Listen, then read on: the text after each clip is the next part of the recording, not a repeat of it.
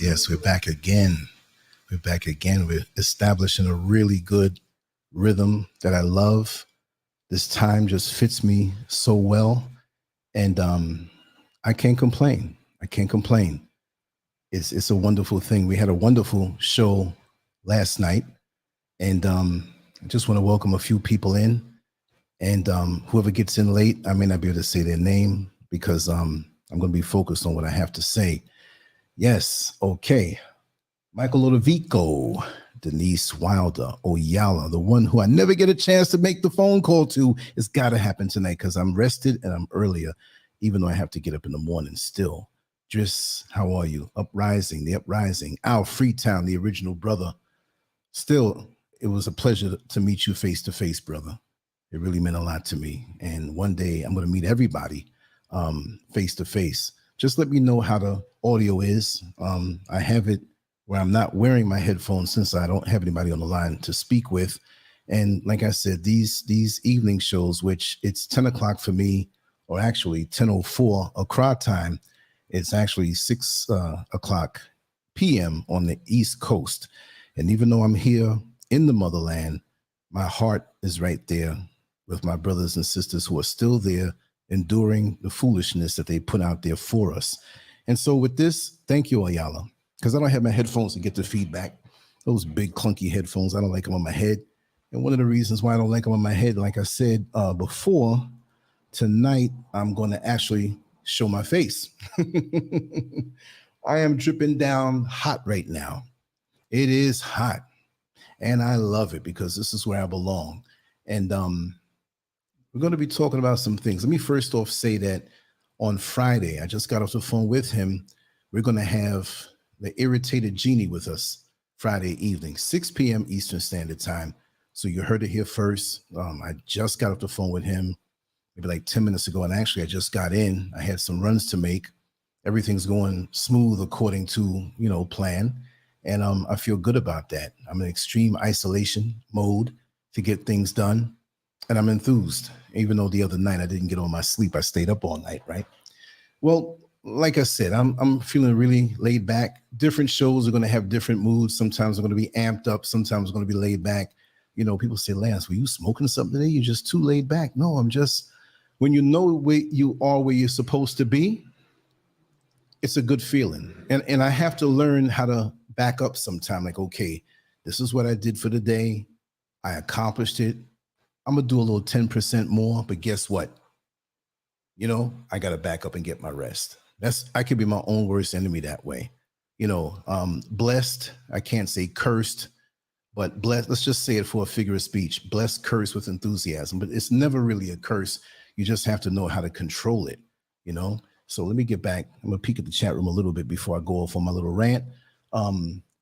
Dre Marrow, yes, what's a guan? How's everything? Yes, I'm glad my family's here. We have 16 people in, but it's okay because as the show goes on, it'll build up. Then we'll build it up again to the point where people say, oh, it's 6 o'clock. The show's going to come on. And like I said, it doesn't mean that I'm not going to do anything on the weekend. I just don't have anything scheduled like that because they got to be flexible. But trust me, there will be a lot of good shows on the weekend, I just came from the mall. Let's just segue into this topic this way because I have my phone right here. I'm not looking at my phone. I have a computer in front of me. That's just for what I put out before was something that I want to read off of Lancescurv.com. And I'm also, remember that we do have a chat room on Lancescurv.com. It's being broadcast on Lancescurv.com. And when the show is over, like usually when YouTube is over and they're finished and it's like, oh man, I got to get the last comment in.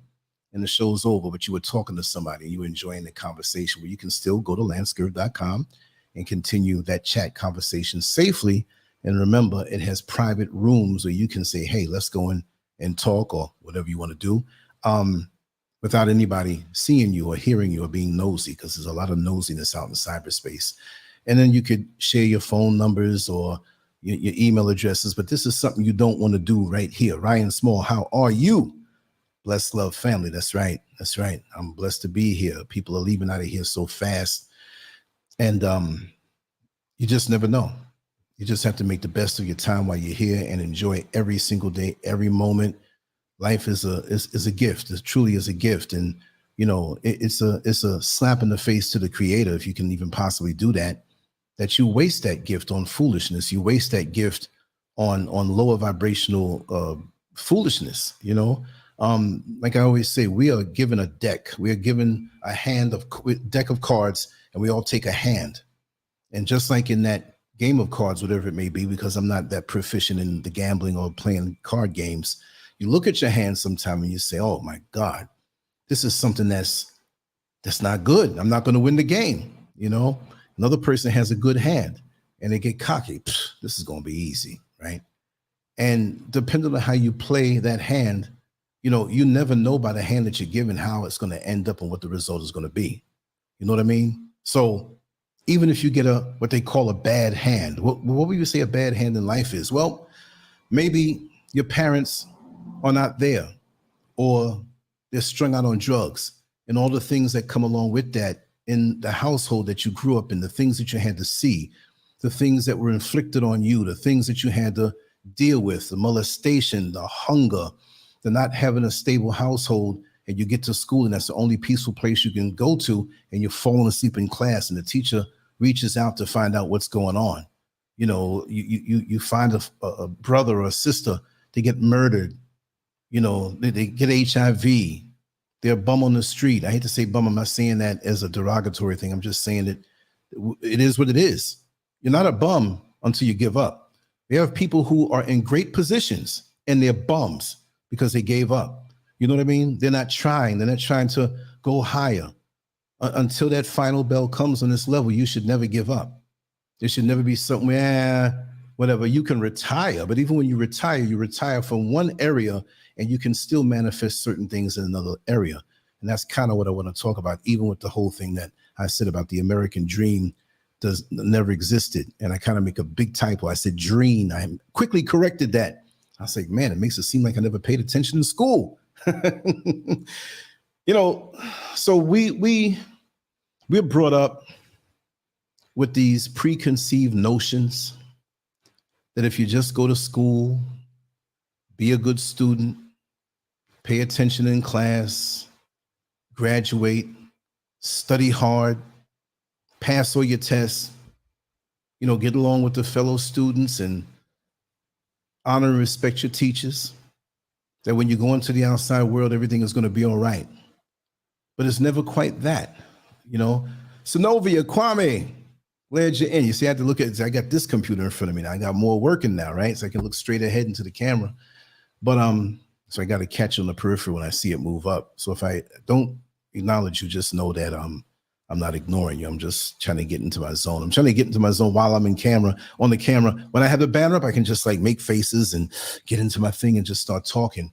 But we're taught this, and somewhere along the line, many of us get disappointed. So many of us fall off. So many of us realize something's not right and that it's not the way they said it would be. Some of us ignore the signs that scream at us sometime and oftentimes, and we go on regardless because we just can't believe that we've been lied to. We just can't believe that we put in all this work, all of these years in school and sometimes and oftentimes in college, and the system, this American dream has let us down. Where is it? Some of us feel as though we have it, because we equate the American dream with financial success. And we say, okay, I know very many successful people on the financial level. But lots of times it's not even the satisfaction. You don't get the satisfaction that comes with feeling like a part of something bigger. No matter how many cars and homes you can own, as a Black person, as a stolen African in America, and I would assume in the UK, I haven't lived there, but I talked to enough people who are there. You get these things, but you go down to the local store, you go to the farmer's market, you go to the mall, and you're treated a certain way. So wait a second, we know racism exists, but it should have not touched me because I played by the rules. I did everything right. But why are they looking at me as the lowest of low? I just thought I was a good representative of my race. I thought, old white man told me for a Black, for a Negro, I wouldn't mind that you live next door to me. We got to hear things like that. Oh, you're pretty. You're real pretty for a Black girl. Like Black girls ain't pretty. Show me one white girl with no makeup and no Photoshop and no proper lighting. Show me one that's pretty. It's pretty, all kind of pretty girls out here in Ghana and all in America, without all that stuff you got to put on. You come out the box beautiful. You come out of it beautiful with all the amenities. You don't have to add anything. If you add anything, it actually takes away. Fresh out the box is the only way, and you're the only race of people who can do that. But they don't want you to know that. But the American dream, where is it? 2022, where is it? The country that taught you, if you grew up in America and was indoctrinated by them, the very country that taught you that if you play by the rules, everything will go right. But yet and still, as a grown adult or even as a young adult or anybody who is conscious enough to understand what's going on, we who built the country never received anything at all. They tell us that we can be successful now. They will show us a Tyler Perry or a T.D. Jakes or Oprah Winfrey and say, look at that. They're examples of those who made it. Really. So that's like having 100 apartments and you showing me the one apartment that doesn't have roaches, and you don't tell me, and you rent the other one down the hall to me. And guess what? I'm complaining about roaches, and all of a sudden I say, here, I'll give you a little money to get a spray. It'll never take it away. You lied. And there's so many people that are butthurt that they have been lied to, and especially to get to a certain age and realize that not really, but it feels like you have to go, that you've been waiting on a line. And instead of saying, well, when you're in the supermarket, right? And you're waiting and you get right there and the cashier says, oh, anybody pass this person here? My line is closed and you are the next one. But you know what it feels like? Like you don't get honored to be the first one on that next line. Everybody rushes over and you're back at the end of the line. So what's up with that? We're back at the end of the line in 2022. Why should a mother be afraid in her own community, a black mother, be afraid in her own community when her son is walking home a little after dark? Not 2 a.m. We know there's crime out here. Not 3 a.m, not 4 a.m, but maybe depending on what the time it is, they have daylight savings time. And I heard that they're going to stop that. They're going to stop shifting, springing forward and pulling back. That's just messing with you. The earth never changes, right? But why should a mother feel fear and be praying and afraid? Hopefully she made sure that the son has a cell phone and she can call him. Are you all right? Why is she going through this when she did everything right? When the father, if he is present, I hate to say it that way because a lot of fathers are not present, but that goes with the Caucasian race also. So we're not going to stigmatize ourselves, but that's just reality. Whoever's there at home is concerned for that son, especially concerned for that daughter. The American dream in 2022, and you're not even afraid of the drug dealer. You're not even afraid of the person who does wayward things out there because we know them. They're almost like an unwanted extended part of our family. What did Pookie do now? I saw him up there by the cops. They were taking him away, but he would never do anything to you. We're not afraid of those in our neighborhood who are a little wayward. You know what we're afraid of? I'm not saying afraid like we're scared of them, because I had the fear beat out of me by 11 police officers January 6, 1989. That's why I just don't have no fear of anyone on a physical level. I had 11 of them beat me down, touch parts of my testicles that I never touched before, and I touch them every time before I go to sleep at night. You know what you're waiting for, right? No, but seriously, why do we have to have this fear? And why is the fear of us put in each other? Just like when Will Smith hit Chris Rock, smacked him, punched him, whatever. I say it's staged, and it's one of the hottest things that have gone around and trended for several days. It wasn't just some little hit or miss thing for a day. It went deep. There's not a platform out there that didn't talk about it. There's some Caucasian platforms that talk. I found a Korean YouTube channel, person from Korea. They were talking about it. I'm like, God, dog. So why should we have to fear our sons and daughters coming home, daughters to get raped or robbed or just some kind of abuse in 2022 if the American dream really existed? Did it ever exist? Did it ever exist? I don't know. Let me take a peek at the chat room and see. Yes, American Nightmare. Yes, Virtuous Sister. Yes. Yes. Yes, you're right. Kwame, I'll put that up. I might not be able to repeat everything because I get tongue-tied on here and whatnot. African Empress, how are you? Yes. Yes. Well, like I said, I say, and you're right, Wilma, ritual, and it's to show the world that, excuse my French, that niggas ain't shit.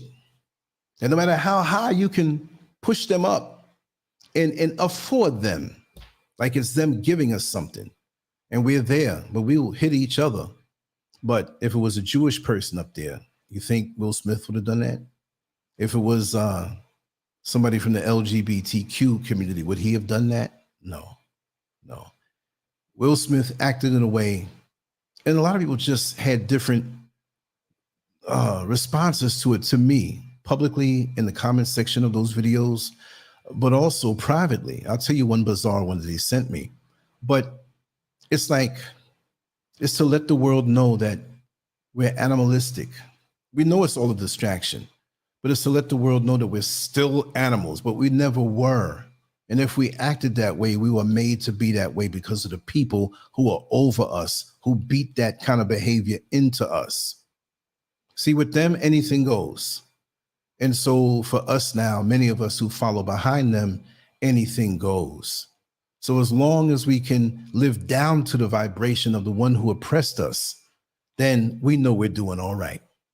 If we can make them laugh. See, we got to always outdo them. Always got to outdo them. We got to come in, a lot of us, I'm going to say men, not just men, the sisters who are low vibrational have their ways too.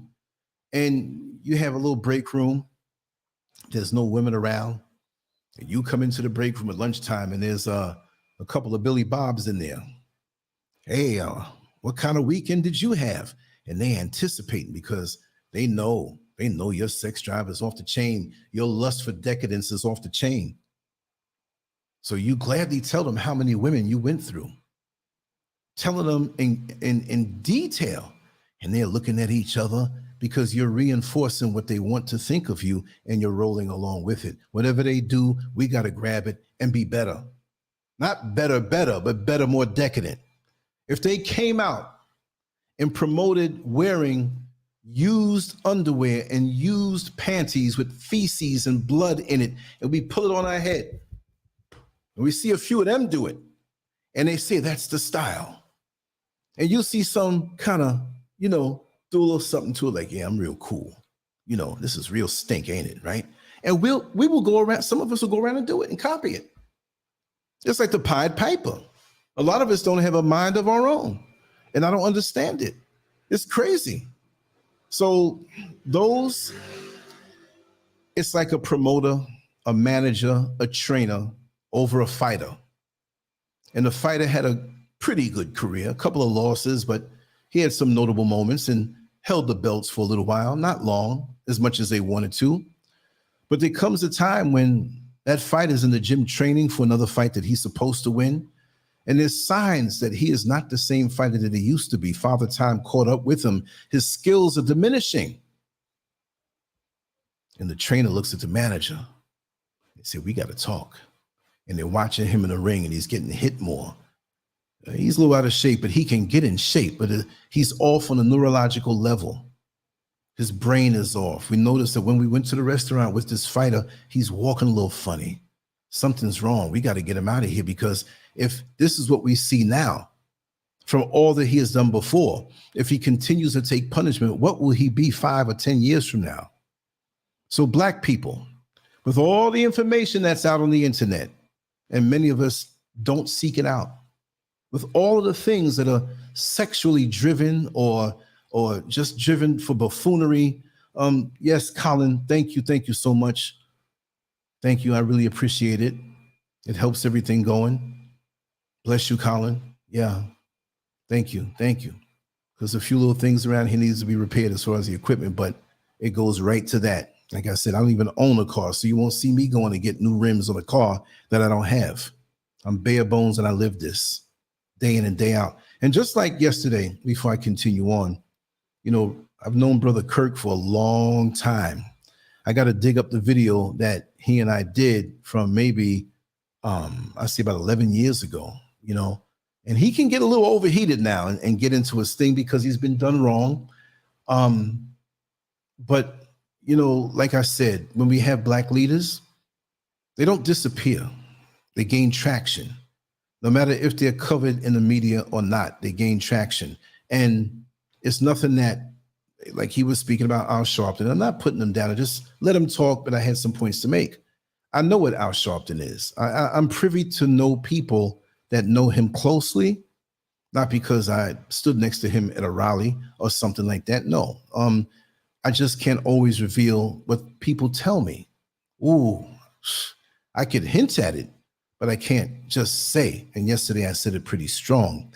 But even then, if he was for the upliftment of Black people, then I can't be mad at him, whatever he does behind closed doors, because there are many in the civil rights movement, which should be the human rights movement, that did things behind closed doors that was of a different lifestyle, a very colorful rainbow-like lifestyle, but they put their lives on the front line. And that was not a factor with that. That's what they did, then I can roll with you then. Also, I don't hate anybody. Just because something is not my fight doesn't mean that I hate you. No, it's not my way. If I had my way, I'd say, hey, I wish this wasn't going down like that. I wish that it was a different way, as creation intended. That's a whole different show. But I'm not going to allow anybody in my presence, in my watch, to sit there out of nowhere, unprovoked. That's the key word, unprovoked. Because we have some of us who get up in people's faces and put their hands on people, and you don't do that. And if something happens to you, you're getting what you deserve, no matter who you are, what your preferences are. But if somebody can see that you're a little different and they pick with you, I'm not going to allow that. I always have to say that, because there are lots of people who can't accept the fact that I say that that's not my fight. But if you fight for yourself as a black man and your black family, the black women, the black children, on what's being done, that's something that nobody really knows. That other thing you're doing is something that doesn't need to be blasted out into the outside world. I'm heterosexual, right? But I'm more flaming on a heterosexual level than most gay men are flaming on a gay level. I'm wilder as a straight man than they are gay. But that shouldn't come. I'm not sitting here. I mean, I've had shows, right? I've said things, but normally I'm not walking around in the street with that on my shoulder. That should not even be an issue, right? So people who hate those, why are they hating you? Why do you have to broadcast this thing out when we have kids, children out here who are hungry? A child has a right to eat. The child didn't bring themselves here, right? Whatever you want to do in your bedroom does not supersede or go first over a child sleeping under an overpass, hungry, when this lie of an American dream is perpetuated in the minds of many of us who still believe it. But you're giving aid to all these other countries. You want to look out for the Ukraine. You want to look out for everybody else that doesn't look like us. You send back Haitians who are crucial in the U.S. even being in existence. That's not a big place. What burden could it be? It could never be a burden. Just like I told my mother the last few hours before she passed away, I'll never forget it. I came to get some lunch. I was on break from working at Home Depot in 1994. And she turned around and she had a stroke the year before. If you could only hear her beautiful speaking voice, she sung opera, she sung, and she was professionally trained. And so even when she wasn't trying, her voice was so smooth, and it wasn't superficial like she was trying. It wasn't like she was trying to use big words, but if she did, it was like her talking was like singing. She could talk to you about a subject that you thought was boring, and you sit here like this, like, wow. And the expressions with it, and the way she drew you in. So now what we found out in the whole medical field was that strokes usually take your best feature. Isn't that something? How does it know that? Or does that best feature take more capacity to bring forth? Don't know. She still spoke better than 95% of the people. She had to pause with her words, but she started to stutter a little bit. And so she would start to make these phrases that were easy to get out instead of pushing through as something how the brain works, but that tortured her. And she never sung again. And she had the first stroke in 93 in July, and in April, she had the second one. But even in April, when I went for my lunch and I went to check on her, she turned to me and she said, "Lance, I'm sorry." And I said, "What do you mean you're sorry? Sorry about what?" She says, "I'm just sorry. You shouldn't have to go through this." So I said, "Go through what?" "Well, me, taking care of me." And I said, "No." I said, "If you couldn't eat, if you couldn't clean yourself, if you couldn't wash, if you couldn't walk, I'd carry you on my back, because you brought me here and you took care of me, nurtured me, and raised me." See, anybody can lay down and make a baby, but can you grow that child into an adult that's responsible? Even though I had some wild years in my life, it was never to hurt anybody. It was just what I thought was fun. But it could never be. So with our children, it should never be a burden, because nature's social security plan is that Our children look after us, but we should have done things so right that we don't need it, but there's a shifting and changing of the guard. And I believe that that is the way originally in many places and majority of places in the motherland. That elder is so valuable, but we don't value our elders anymore. We just throw them to the wayside and send them to an old folks home, and they just sit there with other people who are strangers, and they get fed, they have a little room, but how lonely that must be. How hurtful that must be. While we go on with life in our pursuit of the American dream, the very ones who brought us here, we just toss them aside. So what do you think is going to happen to you when you get older?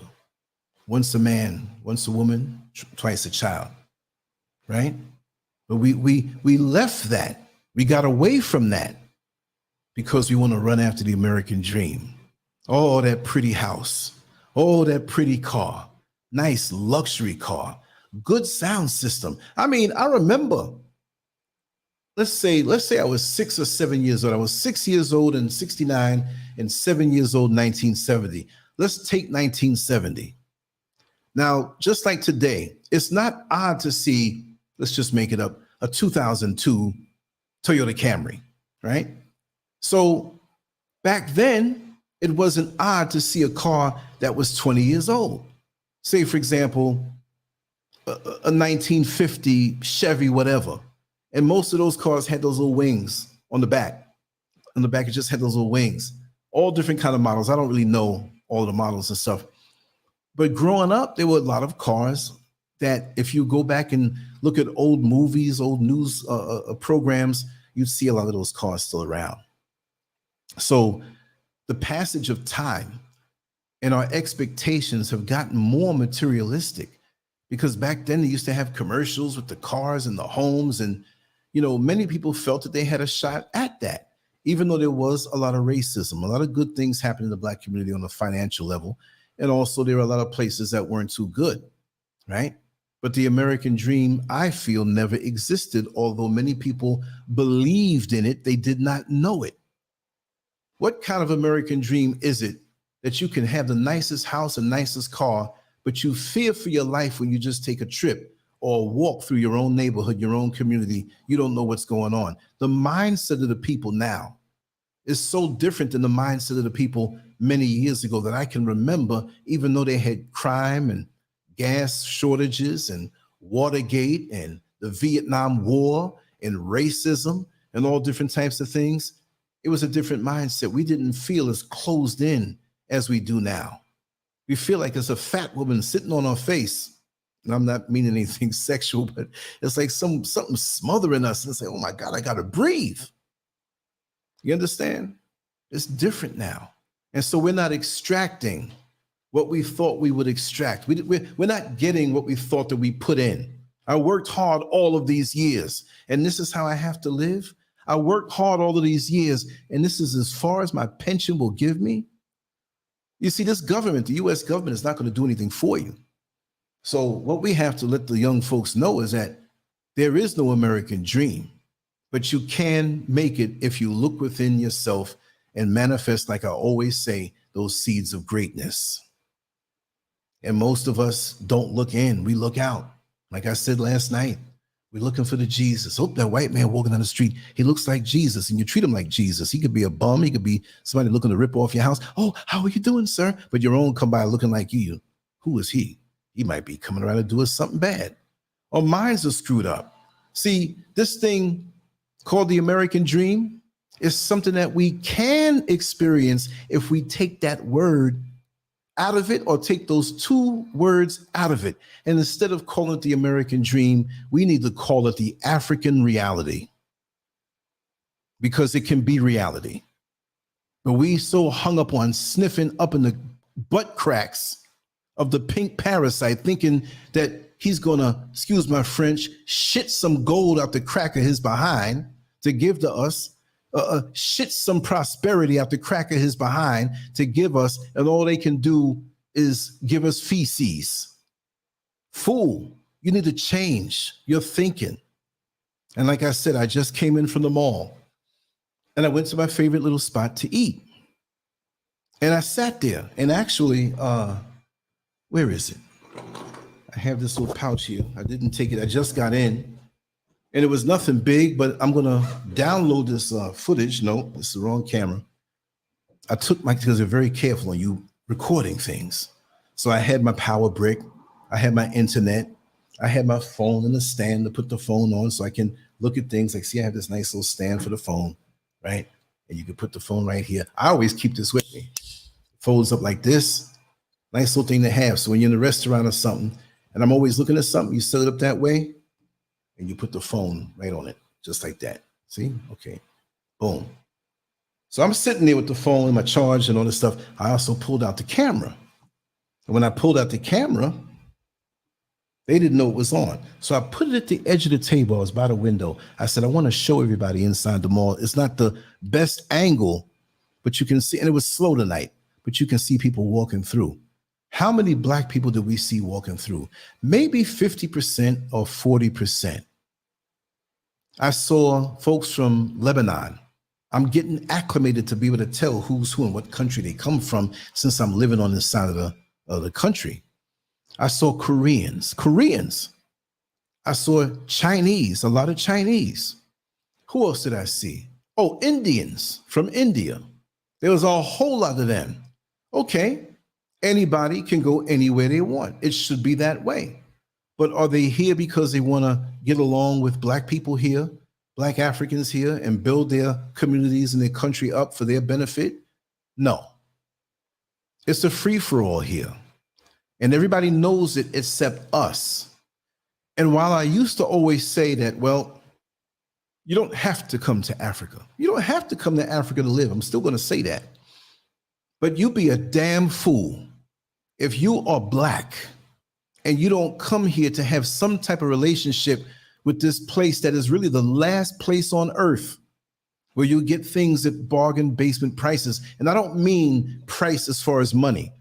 What I'm talking about is to be able to have that reality, the African reality. The American dream has sucked out your desire for an African reality because so many of us don't want to be called African because in school, all we saw was the mud huts, all we saw is the hungry kids, all we saw is just animals running around biting you. Wouldn't you know there are places out here where they have animals that I would not say they're wild. They just don't want to be messed with. Just like over in the Indian Ocean, and I keep forgetting the name of the islands that had the Black people there, that people who were exploring around and go around in a helicopter say, wait a second, civilization hasn't touched this place. Well, civilization is something good because you don't see homosexuality down there, because you don't see fighting and fussing and killing and murder and greed down there. You see Black people that are getting along together. They have no idea about electricity. They have no idea about these modern ways of building things, but they're getting along just fine and they're healthy as can be. They have their teeth. They don't have any gyms, but if you see their body, you would think they went to the gym every day. You don't see anybody trying to get with somebody else's wife, and they're all walking around damn near half naked. Breasts and titties just hanging out, swinging. You think they wear full pants? The women are covered up, but they may have a thong-like thing, but it's covered from the front. Or the men there looking at ass, oh my God, look, I'm gonna get up in that. No, they know they're a woman. It's a natural order. And when this pink parasite wants to introduce his way and call it civilization, we need to call it something else. We need to treat them and their civilization the way that they had the world treating COVID-19. And it's funny because I didn't have to wear a mask today. I was like, oh. I walked up and I said, oh, we're not required. Some are still doing it. I don't need it, never wanted it. I wear it and put it below my nose so I can breathe. And then you go into a restaurant to eat, you got to take it off. There's one guy, oh, you got to wear your mask. I said, I to shove the food through my mask. But this was a couple months ago. But look at that. They didn't want to have nothing to do with anything from the outside. And that's what we need to do. We need to, all of us, look, land you can get cheaper. And don't let me mislead you. You come to Accra, the biggest and most powerful city in Ghana, I believe it's the capital. You go to certain areas, and I can't say downtown because this place is not formulated like any place else in the United States. We're downtown Dallas, downtown in New York City. And no, it's not a downtown like that. It's just areas. And they're kind of close to each other, the affluent areas. Those places, I'm not going to lie, they're just as expensive as the most expensive places to live in New York City because it's in that hub. And people out here in those areas are getting hip like, whoa, we can be getting this money for that. But if you go to the outskirts and the further you go out from the epicenter of the city, well, guess what? You can get land dirt cheap. Why wouldn't you want that? You have somebody who's retired in your family and they're tired of the stress, and you have that uncle who's not too right in the head or somebody else who can go with them. Why not build something and have them go there? You can take a plane and travel. It's only what? From Ghana to New York City is 11 hours. Coming from New York City is 9 hours because of the backdraft of the wind, the way that over the Atlantic the winds go. It's quicker to get here, but it takes a little longer to get back. So what? You call somebody up that in the morning time, they're getting ready to go to work. Listen, I can't stay on the phone. I got to get ready to go to work. I'll talk to you later on. You don't tell them, but you boarding the flight and they're leaving to go to work, say 7 o'clock in the morning. Say you get on the plane 7 o'clock in the morning. So let's say 11 hours from that, 5 hours from 7 to 12. So we say 11, we'll throw another, 6 hours on there. So you get there at 6 p.m. New York City, let's just say other places will be a little longer than direct flights, other places too. So they get out of work and you call them again. And they say, why you keep bothering me? You called me this morning. Well, you must have something to tell me. And you tell them, yeah, come on down to Kennedy Airport and pick me up. What you talking about? I just had you on the phone this morning. Yeah, and I took the flight. Girl, you here already? Don't play with me. Yes, I am. You want me to call you from another public phone out here and show you? Oh, wow. It's all in your mind. I'm right now somewhere far away from where I used to be, but I used to do the same shows with the same banners, same name, everything. As long as you have the internet, you can do it. But people put things in your head to keep you corralled off. It's like that horse that was chained up to a pole in front of the old saloon in the old Westerns. And he's standing there, waiting for the master to come out to, take him loose so he can ride off. But you just, without his knowledge, take the rope or the chain off. He doesn't know it. And he stands there. And the person who rode the horse in walks away, leaves him there. And all night long, that horse is free. And he's standing there, but he doesn't realize he's free. That's us. That's us. We're so used to doing certain things a certain way that we have corralled ourselves into this one way of thinking, one way of living, and we need to expand that. And again, I say that you don't have to live here, but we have Indians, we have Korean, we got Chinese, we got Russians that come here. Yeah, we got everything that comes here. And the more they come here in numbers, and I'm not saying they've taken over like the way they try to portray it. No, but they are doing things here. And they're doing things here for their benefit because they don't want to live here. But they know if they clan up together and work these businesses with these resources and all of this land, that they can get together and make something happen better than they can in the atmosphere of the United States. So for them, the African reality is their American dream. And we still sit back.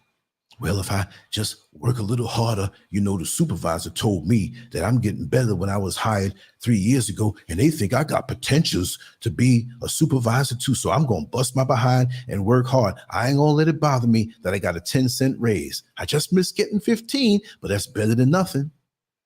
And you got this pseudo health care and you get a 10-cent raise, but then the health care, what you have to pay, and it goes up even more. So you taking that 10 cents, you're giving it to the person, and you the middleman, and all you're doing is being the middleman. At the end of the week, you have your check, you got a couple dollars left over, you don't have nothing for yourself. You want to do things, you're driving and say, boy, it'd be nice to go to that restaurant, boy, it'd be nice to buy that thing, but we have to release those feelings. It's like a drug, it's like crack.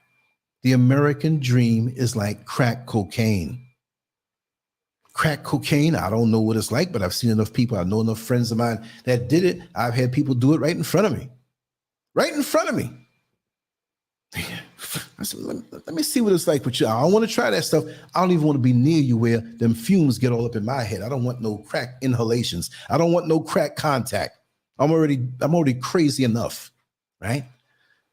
But you look and you see what they go through. Their personalities change automatic. I knew a guy who was so quiet. He'd come by the house and do some work. I had several of them when I was in New York City. One was a master carpenter and a Vietnam vet. And that's the one who, when my former ex-wife was pregnant with our first child, when he didn't want to finish the work, he pushed out and he cussed me out and walked away. And she was coming up the steps pregnant. He shoved into her. That's how I got this scar right here on my fist. And it was so hard to close my hand right there. My hand swelled up, but that's a whole different story, right? We were cool after that. Not right after that, but I understood. Plus, he had to finish his work. And he had a couple of people down in the backyard. He was taking a break, taking a crack break. And I went down there. He said, man, you sure you want to come back here with us? I said, yeah, I don't know the problem. I know what you do. We're just trying to get that work done, right? I was just like that. Pardon me and excuse me. That's just the way I was. So he says, man, we about to get down. I said, I want to watch. I want to see. He said, man, you might make me uncomfortable. I said, I just want to see what's up. He said, I hope you ain't thinking about getting down. I said, no, man, that ain't never going to happen. I'm scared to take aspirin. So I went off in the back. I said, I'm just over here, man. You know, I had my cordless phone back in those days because the cell phones were out, but they were expensive. So I thought I was Big Willie with my cordless phone. I said, I'd make a phone call, but it was no phone call. I got on the phone, put my head down, and I'm looking because it was dark back there, a couple of mosquitoes, you know? And so the guy, and there was a girl, two girls right there, right? And so he just,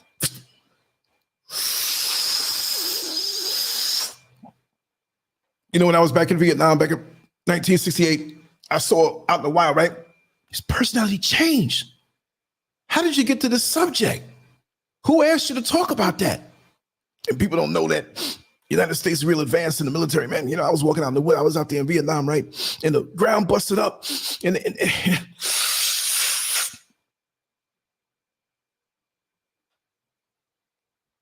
the ground busted up, man. It was all these robots, man. They couldn't move. Their feet was in the ground, right? It busted up like the Transformers. They had lasers. And they didn't have red eyes. They were looking. And they were doing a test with them. I almost shit myself, man. I almost shit myself, man. And the things just went back down to the ground, man. And the girl was like, oh, man, you sure? Oh, my God, you ain't crazy, are you? I'm telling you what I know. Tell you what I know. You heard that, Lance? I said, yeah. What was up with that? There wasn't no crack back then, man, so I wasn't smoking nothing. I just shot a little heroin. I was like, wow. So the American dream has people like crack because they don't want to realize they got to get back to the end of the line and they've been lied to. Yes, you may have accrued some trinkets and some, like the multi-level marketing or the pyramid scheme. The first ones in will make it. Some will make it. Some Black folks have realized the American dream, but that's going to be very limited. And that's to lure you in. You look, you say, man, they did it. I need to do exactly what they do. And you follow behind and they get paid off for what you do. And it keeps them in that position, but you don't realize jobs, the American system, the US government is nothing but a big pyramid scheme. And for people who's always worried about getting ripped off, we're being ripped off every day when we get up and go to work and get paid pennies on the dollar and get taxed on that before we get our check. What kind of mess is that? Maybe your mama did it where you get your allowance. Like, listen, you're going to take out for this way. Okay, mommy, at least I'm getting that. So Uncle Sam symbolically ain't my uncle, but you know what you call Uncle Sam, the U.S. government, U.S. Uncle Sam. He's pimping you. American dream, huh? And he takes his, like the pimp he is. And we're just the hoes walking the trail, walking the stroll with the short dresses on and the high heels, just wiggling for the big corporations to rip us off and use us like pawns with no lubrication, with no protection. And so we have the STDs called poverty. We have the sexually transmitted diseases called mental illness after working so hard, and we lose our health and can't even pay for the health care that we're guaranteed, they say we're guaranteed to have. We can't even afford that.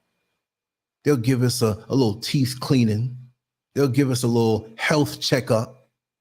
But for the major things, the co-pays are so big, you're like, God, dog, grandma never had to do that. She just showed her card and they took care of everything. Now you have to be a rocket scientist to figure this out. Well, it pays for this and it pays for that. But if you use this type of drug, it's not going to pay for that one. But if you use the generic version, it will take care of that only up to a certain time. And then you have this other addendum added in and that kicks in. I mean, God, dog, you live your life healthy and strong. Early on, you got strength, you got energy. It may not be where everybody is a bodybuilder, a heavyweight champ, or some wrestler or some athlete. But you give that up to them. You give your best to them, to the system. And then when you get older and the aches and pains and the time that you look forward to the finish line coming where you can sit down and get some rest. You don't want anything more than what you put in, because the government knows in actuality you're going to get much less than what you put in.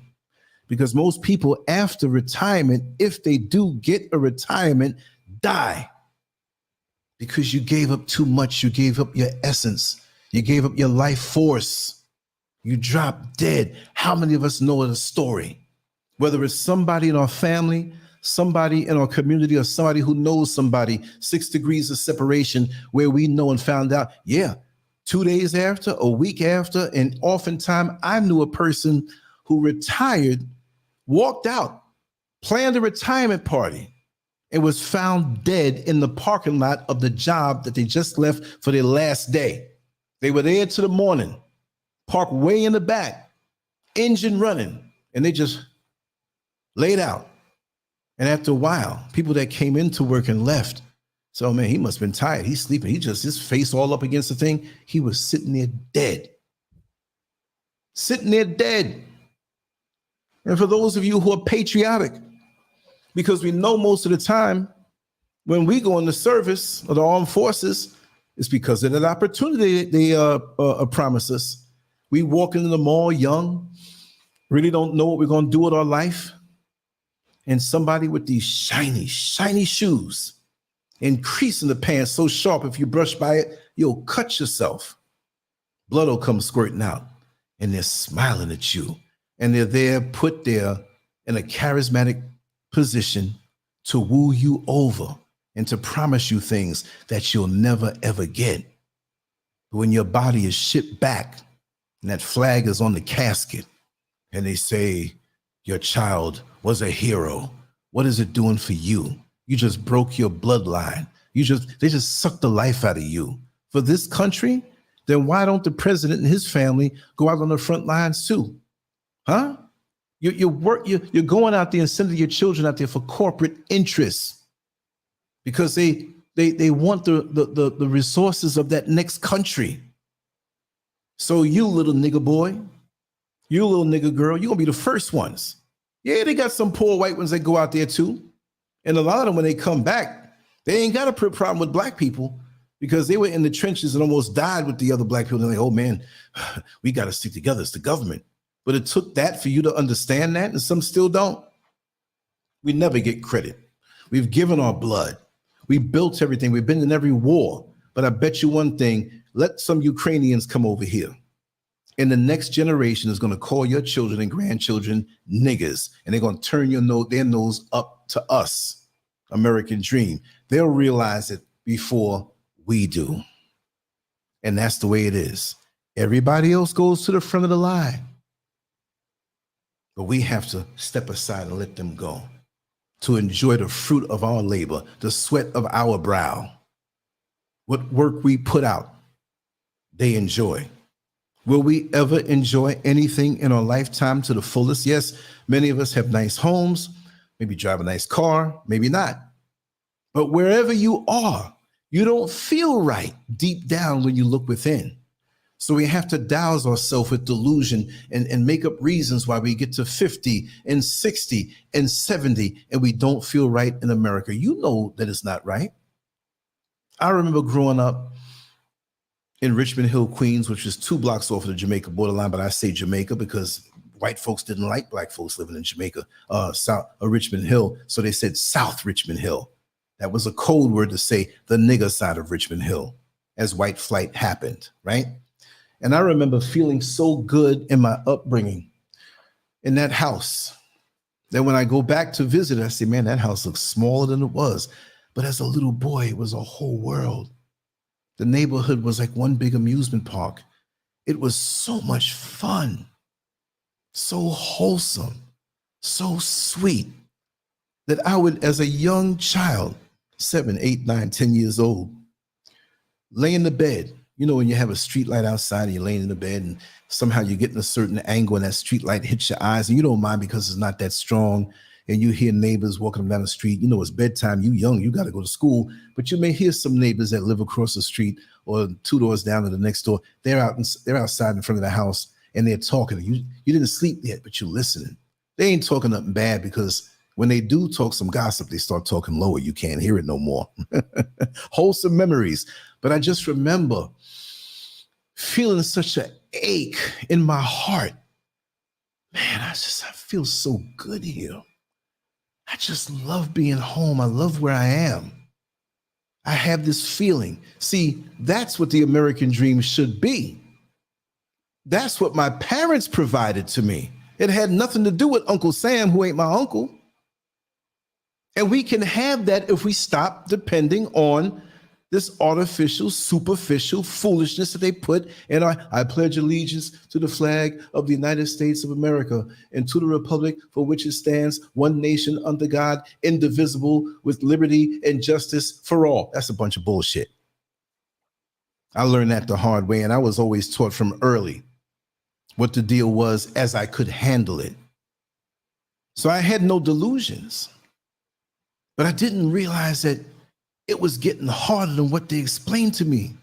They didn't say it was impossible, but they let me know if I can control myself and have self-discipline, and I have seeds of greatness inside of me and talents and abilities that those oppressors have to pay me for. Doesn't mean I'm better than anybody else, because we all have those abilities and those talents, but we don't know it because we're busy looking for Jesus. Jesus is going to come back and make it all right. I remember driving a bus in Orlando, Florida, and black people on the bus were so happy. They were so happy when Barack Obama won the presidency of the United States. Y'all forgot? Everybody in the hood was happy. The winos were happy. The hoochies were happy. The drug boys were happy. The dope boys were happy. I don't know what they were happy for. But I heard people say, oh God, Lord, on my bus now, I'm telling you, Lord of Jesus, oh God, I've waited for this moment for a long time, because I remember back when Martin Luther King was shot and we all lost hope in the black community about America. Like, that's you, that wasn't me. Even though I was a little single-digit 5-year-old kid, I heard what they were talking about, and my parents sat there and explained to me as much as I can digest what it was. So I never had no delusions about being part of this thing. But that lady, when they found out that he won and I was on the bus, they were stamping their feet. Yeah, I know now I can go on and get my dental work done, and I can go on and get this little knee. I got a bad knee from the Vietnam War. And people were back there, I know I refinanced my house and I got 15 more years on my mortgage, and now Barack Obama's the president. I know it's going to be what? Clean, hallelujah. I came in a Honda. I came in a whole lot of cars. But they thought that it was the end of all suffering, putting their hope in this paper-thin person who don't identify with you just because they got a little melanin in their skin. You know how it is when you had the little Easter egg hunt and they had that little kit that you bought. And I don't know how many of you remember it. It was called PAS. PAAS. PAS. Come on now. I got a good memory. And it had the different colors for the eggs for Easter. You had a little thing that had a little blue powder in it, and you mixed it with water, and it made the egg blue. It made the egg red, made the egg green and purple and yellow. And you put the eggs nice and pretty, right? So is it not still an egg? Right? So on a superficial level, anybody can say anything. You can have people that have melanin on their skin or in their skin. But deep down, if they're not us and they think like somebody else for somebody else's agenda, it is what it is. Barack Obama is a white man with a little bit of coloring. And so he can come into the neighborhoods and speak a little slangish. And we go for it. Oh my God, because he knows us. But he didn't come up with us. They manufactured his background. Much about Barack Obama, most people don't even know how filthy rich he is and has always been. Talk to Judge Joe Brown about that. We did a show and he spoke about that. And Judge Joe Brown has shared with me a lot of things that I can't repeat. But this place here, the American dream. How about the Native Americans? Is it the American dream for them to be discovered when you were already here? Huh? But we forget that. And now they're on reservations exhibiting the behavior of the worst hoods in America because they were chopped off from what they had, their land and their culture. So when people want to say how terrible the Native Americans are, look at what they had to suffer. That was a prequel to our condition. They're alcoholics, a lot of them. I'm not throwing off on you, brother, if you are, and if you're Native American, because we got the same enemy. The drugs, beating their wives, suicide, the depression that goes on, right? Those are the same things that happen with us in our communities, or rather neighborhoods, because it's very seldom that we have communities anymore. We have artificially engineered neighborhoods and projects. And what do you do when you go to school? And the teacher says, I have a project for you to do this weekend. I have something for you to do that's engineered to prove a point of what I'm trying to teach to you. A project. And so what do you think they were? And I know the first people in the projects weren't Black. I know they were Jews and Irish and Italians. I know that. But look how it stuck with us. They used it and got out. You see, because it was a time when the Irish weren't considered white, right? The Italians weren't considered white. And all those who are Caucasians, watch it. The Ukrainians will come and some people will not like them here that are white, but they are white. And give it one generation, they will be white. And they will be over your Black ass, harassing you on the job as your supervisor after you taught them. How about that? But the American dream doesn't exist. Why is it that we're so hard pressed to reject Africa? It's just a little water called the Atlantic Ocean between us. I'm here. I feel good. I'm looking good for somebody my age. I look a little better. I'll get in better shape. I got so much going on right now, and I can settle and get all my rest and run and ride my bike and lift my weights and eat super perfect. I'm looking forward to that. But it didn't change me any. It didn't change who I am. I got a couple of dashikis in there. I'm not just going to go through the ritual, the facade of all of this African this and African that for something that I really am on the inside. See, I don't deny my upbringing, that I lived how many years? 57 and a half years in America. That's a hell of an education. We have doctors and lawyers that go to school. They do the college and knock that out for 4 years. And then they have another 7 to 8 years, depending on what your profession and area of expertise is, extra schooling. But 57 and a half years living in America? Imagine you go to prison for 57 and a half years and get out. Well, how do you think I feel? I was in prison. Well, you just need to go if you don't like it here, damn it. Well, I'm gone. And now you want to know why I left. And you hate the fact I'm saying these Caucasians now, I'll go back to Africa. They may be ignorant too as to what Africa is all about. But I tell you one thing, when you come over here, you'll see a whole lot of them on the plane coming. I just saw a whole lot of them at the mall. That's a damn shame. And they know better about here, the potential for here to set up business that wherever else you live, you can benefit from that. But so many of us reject it. And then we form these groups. Foundational Black American, ADOS, and I'm this, and I'm indigenous, whatever. Listen, little segregated Negro. We were segregated so many years ago, we complained about it because we didn't want to be segregated. But segregation was the best thing for us. Now look at us. We want to run up under the oppressor so much, and we want to segregate ourselves from each other. Isn't that a mental sickness? We say that we're for the foundational Black American, and we'll make fun of somebody from the Caribbean, make fun of somebody from the motherland. When all over here, the enemy is that pink parasite who uses the leaders like a marionette puppet. You know, the puppet with the strings, and it's like this in the mouth. You know what I mean? That's not a natural movement. There's strings being pulled from the shadows, but many of us are too dumb to see it. Well, the leaders over there are not doing you any good. Well, they've been compromised. But everybody else is coming over here and making gain. And they'll go back to America now, the Indian, set up businesses in the Black community because they know how lucrative it is there because we have the consumer mindset. That's what it's all about for us. We want to wear our wealth on our sleeves instead of getting the education. I don't mean just in their universities, but the education and experience to know how to do something. When you look at those Italian Masons, I'm not talking about the secret handshake boys. I run from that. But the ones who do the stonework and do the brilliant structures, do you think that they sent one of those apprentices to go to school first? There's no school for that. The only school is to get you behind there and watch and start to do and pick up the rhythm. When you're a dancer, sometimes they have schools for dance.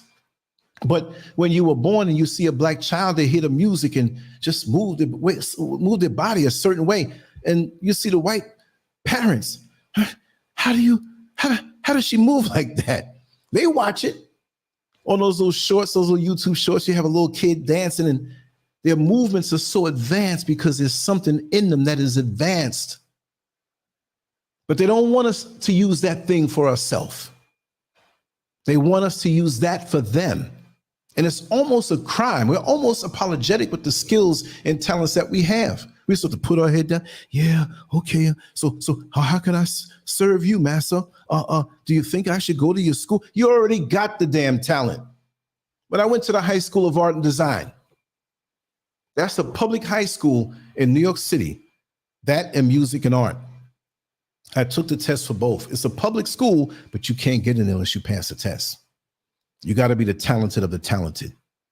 And I took the test for both and I passed and I had a choice. And this is high school. I said, well, music and art. I had piano lessons, guitar lessons. I'm not really into the music much more than just listening to it. I'd want to go somewhere where it's just about the art. So I chose the High School of Art and Design on 57th Street and 2nd Avenue right there. You know, on the 59th Street Bridge, where they have the little trolley that goes next to it, the trolley, a little car, hanging by the cable car, trolley, what am I talking about? And it's right there. And in one of the Spider-Man movies, he was up there fighting around it. Well, that's 2 blocks away from where I went to high school. So when I came out of high school, at the end of the day, I'm in Manhattan. I already had great knowledge of Manhattan from going around with my father who had his own business. I knew all of the whole city, surface and underground. So I would hang out. We'd go to McDonald's and finish up our homework in like 2 hours. And we'd walk around with our school bags or we'd leave them in the school. If the school was still open, we'd go back in there and put it in the locker. Now we're free. And we'd hang out to 10, 11 o'clock at night, right in the heart of Manhattan, right in the 70s. But I was doing that before high school. So what I'm saying is that I got a chance to see life on my own. Sometimes I didn't want to be around people. I wanted to be around and just go and peep and see. I had a heck of an education from back then. Didn't know everything, But from experience, but I knew most from what I saw and what I was told. And then when I started to experience things, that was a wrap. So before I was 18 years old, I was quite worldly and quite knowledgeable in things of human nature. Couldn't tell you in a psychology class what this was, but I knew what it was and I knew how to flow with it. I knew a shyster when I would see one. I knew a lusty woman when I saw one. She's with her husband and checking out the next man. I pick up on those things. My mind was so many years far beyond the chronological age. So nothing shocked me as I got out into the world. So I wasn't shocked that the American dream didn't exist. But many of our youngsters don't have that opportunity to know because a lot of us have coon parents that will lead them right into slaughter. Don't listen to that Lancescurv. He being negative because he done got old and he didn't make it. I got old because I did make it, because I didn't fall. I didn't step on the minefields that this society put out for us. I'm free. I'm not locked up in somebody's prison. And my heart goes out to anybody who is, and I'm not saying that I'm better than anybody who is locked up in prison. As a matter of fact, I'm not going to mention her name, but there's several young ladies who take some of the work in the old articles that we used to write, and I used to write on Lancescurv.com or Scurv Originals, the original website that has a lot of, all that work is on Lancescurv.com. And they would print up a lot of the writings of my blogs and send it to her son. And once her son got it and read it, they shifted around. And there's several guys who got out and finished their sentences, and some are still in there, and they contacted me and they say, man, you're doing videos now. You're talking the same stuff you did 20 years ago. I can't believe it. I said, well, you can't believe it.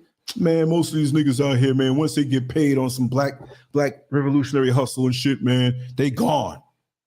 Where's Al Sharpton? He ain't real. He's engineered. They studied the civil rights movement and said there's going to be no black leaders that are real that we don't control. So we're going to have it homegrown GMO leaders. And they march and they go through the whole, and they must be real because you got the civil rights movement in the back of your mind, subconscious mind, right? So we have a lot of thinking to do. What's so hard about going for an African reality that is real? Because I will say I made more progress in the year and a half that I've been here than I could have made in 20 years, 25 years on certain respects. That's a damn shame. If I only knew. And so I'm telling you, wherever you want to go, you need to have some kind of relationship out of America. And I know it can be hard. I know it can be challenging. I know it can be tough because I've always thought about that. I've always thought about, I already knew the deal. That's why I didn't really break my neck. Man, you look young for your age. Because I didn't spill my guts on a lie. I did not. I knew that this was a hustle. I gave it just enough. It's just like when I spoke to my friends and coworkers, former coworkers on at the bus company, and they were all huffed up and puffed up about not getting the raise they were supposed to get. You see, these companies, they play games. And what it was that when we first got hired, it was a period where within 5 years, we were going to hit top pay. And so 2.5, 3 years went by and we didn't even get one of the raises in that particular ascension. Like, okay, on this date, you're going to get this. It was written out and we didn't get it. And so many of them got huffed and puffed up and they're like, I'm going to leave. But then they thought like, well, this is pretty good pay. Where am I going to go?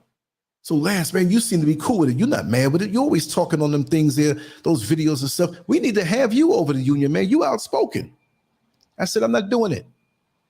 Man, I know you're not scared. No, I'm not scared. I'm not doing it. You know why? Because you want me at the forefront of doing all of this and it'll happen and I'll turn around, everybody go and hide behind the tree when it's time to fight. No, I've seen it time and time again. I said, this is how I handle it. I give them what they pay me. You give me less, I give you less. That's how that works. You're not going to have the final word on what I make. I'll reduce my service so low But you might as well pay me $8 an hour instead of 20 something, whatever it was that I was working for at that time many years ago when I started. No, you're not pimping me like that. And no matter where you are in America, no matter how high you get, they pimping you. They pimping you. Some level or another, they pimping you. Somebody's getting over on you and you're benefiting somebody else greatly. And they're pimping you. If they're pimp my ride, they're pimping your ass. Seriously. So when you see the prostitute in the street that may not be on drugs, that may not be mentally sick, that says, you know what, I'd rather come out here, and I'm not condoning it at all, but I happen to know a lot of prostitutes that I've known growing up. I've never solicited for any woman or paid any woman for anything, but I've known a lot and I've talked to a lot. And a lot of them like, I know this is doing damage to me spiritually, but you know what? Working on these jobs and having to deal with training these white women who don't know half as much as me, and they're my supervisor. And even when they're my supervisor, they can't answer all the questions. They making twice as much as me, and behind closed doors, Cheryl, Deborah, I mean, not any real names, I'm just making it up. Donna, could you help me with this one? But you getting the money for it. They pimping you. I know that's a rough profession, having strange, musty men on top of you, or you putting your face down in their crotch. But the pain can be real in America, y'all. I mean, the homeless, the tent cities. Do you think any one of those individuals thought that they would even be living like that? Even myself, seeing how tight things can get. And you work more, you work overtime. You have other jobs that you do. And you still can't seem to make it the way you want. Yeah, you have a nice house or home or apartment. You drive a nice car, either one of those things. But guess what? When you go home, you're going home to visit. You ever had the feeling that you're home and it's like, I'm not here enough. Go to sleep, wake up, gone. Then when you have a time on the weekend to know that you have things to do, but you can still have some time, those chores of washing and cooking and maintaining, cutting the grass, or whatever it may be, you look around and it's Sunday evening and you got to go back to work on Monday. You're only going home to visit. And the only time that you really feel at home, and it's sad, is when you get sick and you have an excuse now with a letter from a doctor to sit home for 3 days or a week or whatever your company allows you to be. How can you predict sickness like that? Well, you sipping tea and you sitting there like, man, I'm usually not home at this time. You sick at home. And if you leave your home, say 7:30 or 6 o'clock, or maybe you work at night and you leave to go to work at 5 or 6, and you so messed up in the head from your job pimping you that you're sick at home and you're still thinking about the job. You look at the clock. Oh, I'll be leaving right around now. It's 5:30. Oh, I'll be getting there. And you know what? The sickest ones of us, we sick at home and we pick up the phone. How are they going along with that project? Come on, man.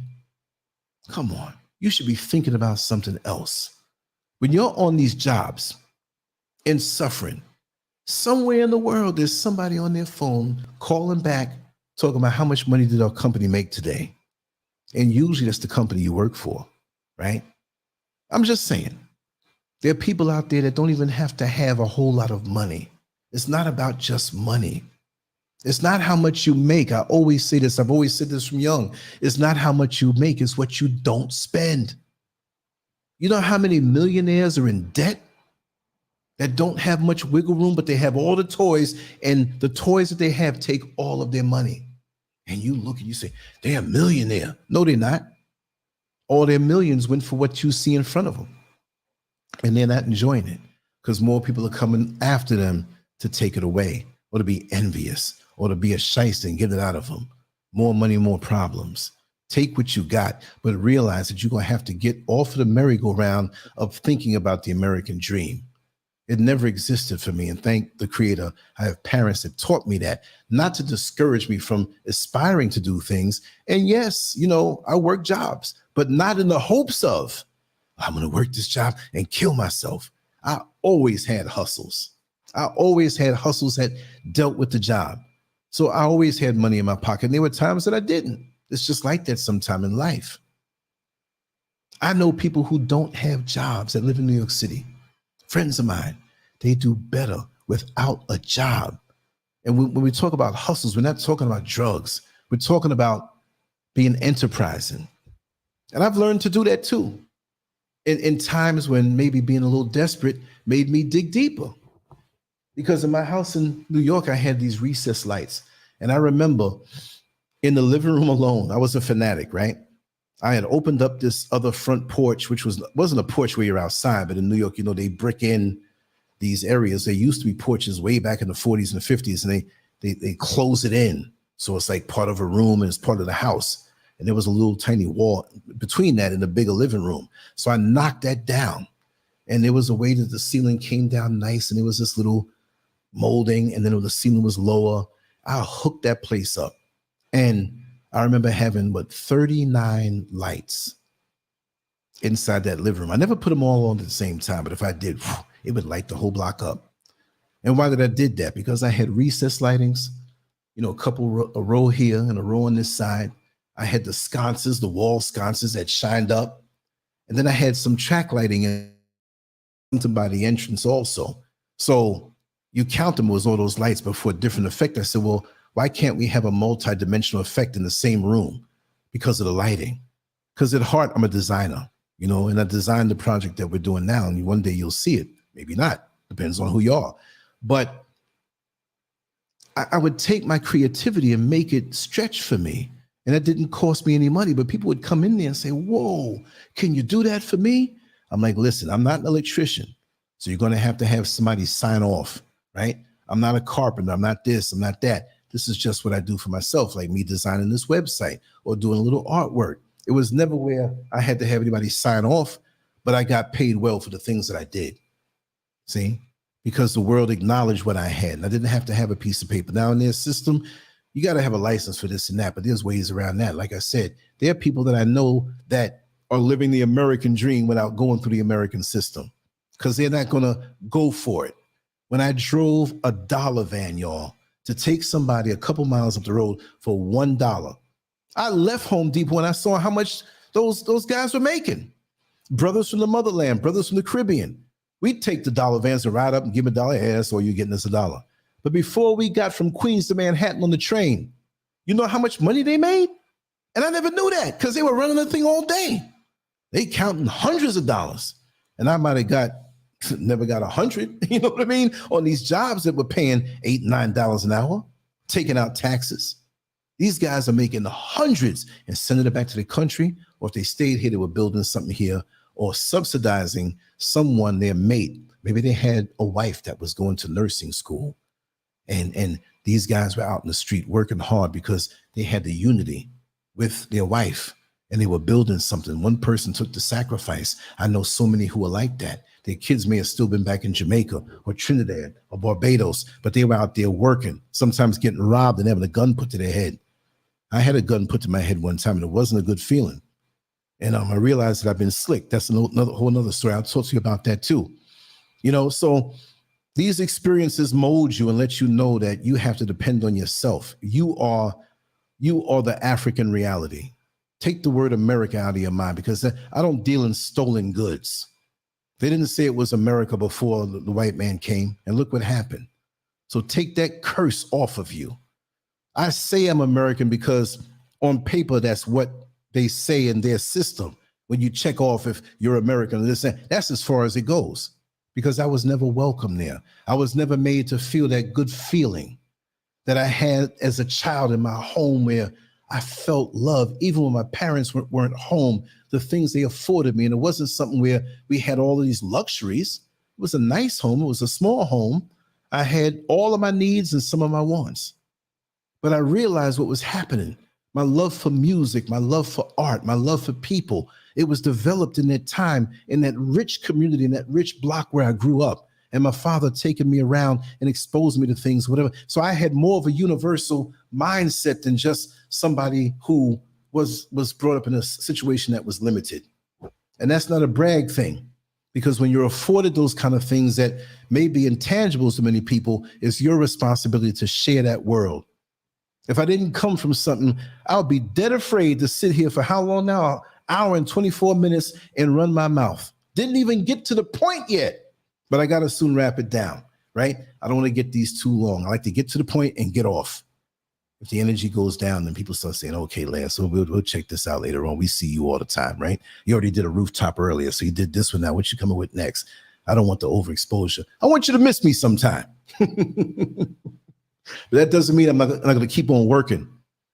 Every time you come back, say, man, he did 7, 8 more videos 2 days ago. What the hell? We ain't got nothing else to do. I just want to touch on something briefly that's in front of me.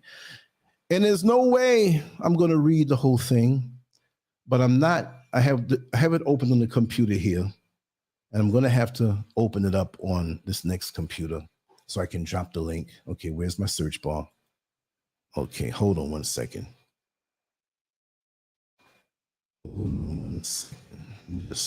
I've talked about this before, but I just want you to put it in the proper context right now, and always look at it and share it with other people.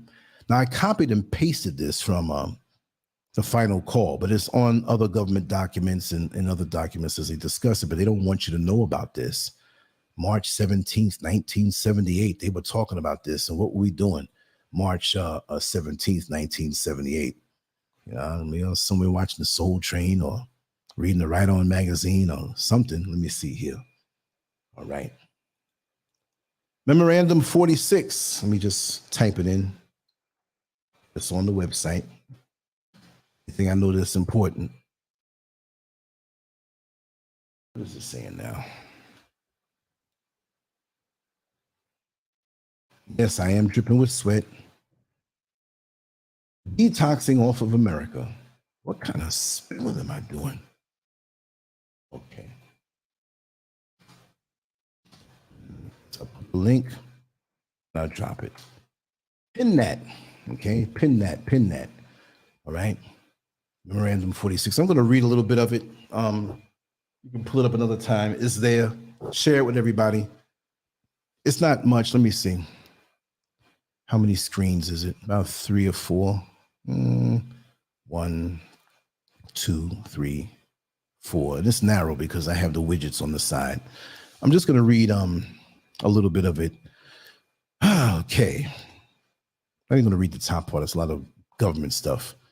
But March 17th, 1978, Presidential Review Memorandum, NSCM/46, to the Secretary of State, the Secretary of Defense, the Director of Central Intelligence. Subject: Black Africa in the U.S. Black Movement. Black Africa in the U.S. Black Movement, meaning those rabble-rousing niggers who are talking about Black power. Basically, this is to say that we don't want, this is the United States talking, and this was intercepted and wasn't supposed to be seen by anybody else. Basically, and this is from 1978, this is how forward-thinking they are to preserve themselves. We don't want niggers from America to connect with those niggers in Africa. Because if the Black folks in Africa get hit by what we know of the oppressor, to not be as accepting and trusting, because the brainwashing here in the motherland is strong. Many who are here, they don't think that there's any wrong that a Caucasian can do. Now, am I saying that they all run around with knives and guns trying to kill you? No, just like 99% of them, if they could. Because they ain't complaining. They talk about mass shootings, but they say the Black neighborhoods are the hoods and they're dangerous and they're guns. And when they go to school, you got to go through a metal detector. But look at the FBI statistics, that the majority of mass shootings, which, what is it, technically like 3 or 4 more people shot, right? Are angry white men with guns. And there's hundreds of them. See, but we don't hear about that because they keep that down. So when I see a white man angry, I'm not going to run. I'm going to make sure I'm getting near some cover because they're the first ones, according to the FBI and their statistics. I remember I was watching The Breakfast Club and Charlamagne the God, he pulled it up and I looked at it too. So he got me hip to it.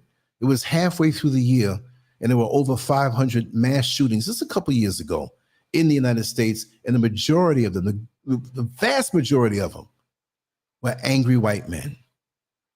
Angry white men. So we got to break these stereotypes, right? Just like even Kevin Samuels, for many who may agree or disagree, he pulled it up that the majority of black men are not locked up and in prison or dead. They're there, eligible black men, but it may not be the guy with the luxury car and a six-pack and a couple million in the bank that sees you as a queen on first sight, just like the video. 3-minute video, 4-minute video, you walking down the street lonely with tears in your eyes because somebody broke your heart, and this guy drives up looking good, smelling good, and you ride with him, and it's a video, you're kissing and making love and everything, and you're married by the end of it. I'm not saying that can't happen, but not no 4 daggone minutes. But that dude who may not be as pretty in the face as the other person, right? That person may be hardworking. That person may be frugal with their money. That person may not work a flashy 6-figure job, but for the 50 or 60,000 he may make, and that other 20,000 hustle, that $20,000 a year hustle that goes right into investments and grows. But you don't want to see him. But later on, after that guy dumped you, that was so pretty and so nice and so whatever, that other one starts to look a lot better. Life looks different. From 20 to 40, it looks different. When you give your best years up like that to America, and you realize we have a memorandum 46 here. Here it is here. The president has directed that a comprehensive review be made of current developments in Black Africa from the point of view of their possible impacts on the Black movement in the United States. The review should consider long-term tendencies of social and political developments and the degree to which they are consistent or contradict the U.S. interests. 2, proposals for durable contacts between radical African leaders and leftist leaders of the U.S. Black community. They were watching from 1978. So, racism is not around. No, it's a control and destruction of us. Number 3, appropriate steps to be taken inside and outside the country in order to inhibit any pressure by radical leaders and organizations on the U.S. Black community for the latter to exert influence on the policy of the administration toward Africa. The president has directed that the NSC, Interdepartmental Group for Africa, perform this review. The review should be forwarded to the NSC Political Analysis Committee by April 20th. They had deadlines with it. They weren't playing. March 17th, somebody better be ready by April 20th. And you sitting here in your phone and Cardi B and Housewives of Atlanta, and then this one and that one, and this gay rapper and this one. This is part of the same thing of Memorandum 46. Could you imagine years from now what's going to come out on how the government use social media and have the iconic leaders on Facebook or influential people who have their groups that bicker with the other groups? We're all niggas on a sinking ship. They're mind screwing us so hard. They're screwing our minds up so hard, and we don't even realize it. We don't even know who we are anymore. Okay, there's some other points that I'm not going to read everything, but it's quite it's quite scary that they would be so far ahead of us with this. Okay, under political, if Black African states assume attitudes hostile to the U.S. national interest, our policy toward the white regimes, which is a key element in our relations with the Black states, may be subjected by the latter to great pressure for fundamental change, meaning that we can't be your oppressor anymore. Thus, the West may face a real danger of being deprived of access to the enormous raw material resources of Southern Africa, which are vital to our defense or for our defense needs, as well as losing control over the Cape Sea routes by which approximately 65% of Middle Eastern oil is supplied to Western Europe. We sitting here bumping and dancing and whatever. And we don't even think of ourselves as global citizens, but we're over here in America. So, I'm ADOS and I'm FP. Man, and the resources are right here where I am. There are places that I saw that I didn't say where it was and I didn't record it, because I'm not trying to encourage anybody else to come over here. I saw gold in the ground, man. I saw black rocks with not just a little twinkle, but big chunks of gold in there. And where we were, the tour guide said, please, you can if you want to, but please, let's not give anybody else any ideas. See, that was a smart one. Just look. And if you do happen to just send it to somebody in your inner circle, but don't let this get out. So when I see those in the mall, Indians, Caucasians, Russians, Chinese, Korean, Japanese, what you think they're here for? Because they want to be next to black people? Oh yeah, some of them want to be next to them in the worst way. Like I said, the other night there when I went to that jazz club, we came out of there and went down Oxford Street at night. I can't believe what I saw. Sisters out there selling themselves. Yet this is such a conservative place. I will say though, it looked like something back in the 70s before crack. Because you know when the prostitutes were out there, they pretty much had some weight on them and looked good. I'm not saying from a lust level, but I'm like, these women look wholesome. But it's over here too, because these economies are being stressed for the people. But access is given to the foreigners who come that don't look like us. And those who look like us, who come from other places, really and truly, we're not given the red carpet treatment that they say. You don't just come here and get no land and get no citizenship, and anybody pushing that, they lying to you. I supported those who used to say that.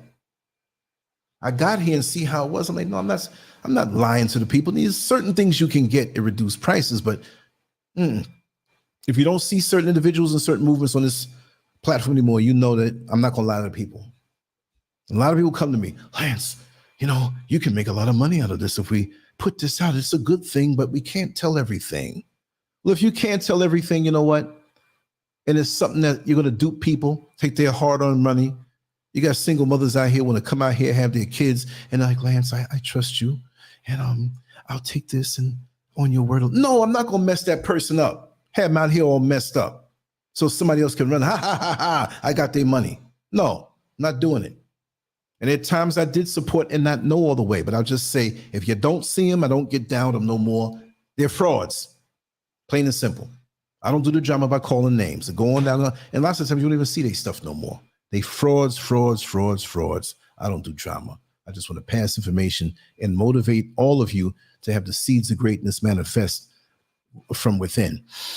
They have economic things here, Black Africa and the U.S. Black movement. Let me read, economic. Let's skip past political. Let's go to economic. Black Africa is increasingly becoming an outlet for U.S. exports and investment. The mineral resources of the area continue to be of great value for the normal functioning of industry in the United States and allied countries. In 1977, U.S. direct investment in Black Africa totaled about 1.8 billion and exports 2.2 billion. Now we have to compare it against that dollar. 2.2 billion doesn't seem like a lot, but remember, the 2016 dollar is only 13 cents of the 1973 dollar. So we're talking a lot of money if you compare it, but this is back in 77, so remember that. New prospect of substantial profits would continue to develop in the country's concern. And this is number 4. There's a whole lot more. I'm just picking and choosing. I put the link in there. I'm going to put it again. I got like several mice in front of me. So I'm like, which one do I touch? Here it is again. If you came in late, it's on my site, but it's the exact words. I copied and pasted and didn't change, alter, or leave out anything, right? Black Africa and the U.S. Black movement. Apart from the above mentioned factors adverse to U.S. strategic interests, the national, I almost stood up. I forgot. This t-shirt is all I got on. YouTube will be like, Clip, we're killing your channel. Let me get serious, right? Apart from the above mentioned factors adverse to U.S. strategic interests, the nationalist liberation movement in Black Africa can act as a catalyst with far-reaching effects on the American Black community by stimulating its organizational consolidation and by inducing radical actions. Such a result would likely would be likely as Zaire went the way of Angola and Mozambique. An occurrence of the events of 1967-68 would do grievous harm to U.S. prestige. See, they're worried about their image because they know they're fake, especially in the view of the concern of the present administration with human rights issues. Moreover, the administration would have to take specific steps to stabilize the situation. Such steps might be misunderstood both inside and outside the United States. So they sneaky and they know it, but they want to keep the image up of being this good individual, but they have greedy, slimy intentions. There's people like that I know. We all know them in our lives. You know, they want to put up a good front, but they just want to have that control. Now, there's a whole lot of reading going on down here, and it's very interesting. All I'll say is that take your time and read it slow. Take your time. Don't force to read the whole thing. It's not super long, but I want you to understand that this is the U.S. government. This is how they think. This is how they always thought. And everything that we see now in front of us is by design. It didn't happen by chance. And social media is the great experiment that they use. It's a great thing if you know how to use it and get in and get out. But just like medicine is good for you. But if you keep on taking the medicine, then guess what? It becomes poison and counterproductive to the initial result that you wanted to make you well, right? So I'm going to wrap this down now. And like I said, we would go, let me see now, Renee, she said, oh, Lance would turn into it. Yeah, you know, we're going to flow the way we need to go, you know. Let me see here. I'm seeing some comments, but I was focused on the screen in front of me, so I don't think I was ignoring you. The difference between you and all of these others that you have integrity, which is what a lot of, well, you know, like for me, I don't want to be that guy saying, I'm a good guy, like the politician. I'm a good politician. I'll show you through my walk and being transparent of where I've walked, right? Just be transparent. You know, I might get mad on the road if I'm driving and somebody flip me the bird and I flip it back to them. I might get mad and you know what I mean? So that's nice. And I take that as a good compliment and assessment of what I do. But I've always been transparent. You might come back and see an adult show where we're talking all kind of craziness. And if you don't really know me, oh man, he's a piece of trash. He's just a sex fiend. Yes, I am. We all are. But we have to live and we have to put our energies where it's most important. Because just like I said the other day, that where we find ourselves now with our health, like me at 58, turned 59 when I'm one for counting down. God, dog is getting, so wait a second. How many days? 9 days? I'm 59? Whoa. I got to get in shape real quick before the week, right? And drop 15 pounds, right? But what I'm saying is that where we find ourselves now in our health, we were feeding into this manifestation 10 years ago, what we are now. Now, there are unfortunate things that are from the environment with the cancer. And we understand. I'm not knocking anybody with that. But if we find ourselves out of shape, well, what have you been doing all this time to get to this point? There's an 84, 85-year-old woman who's doing bodybuilding competitions right now, and she looks good.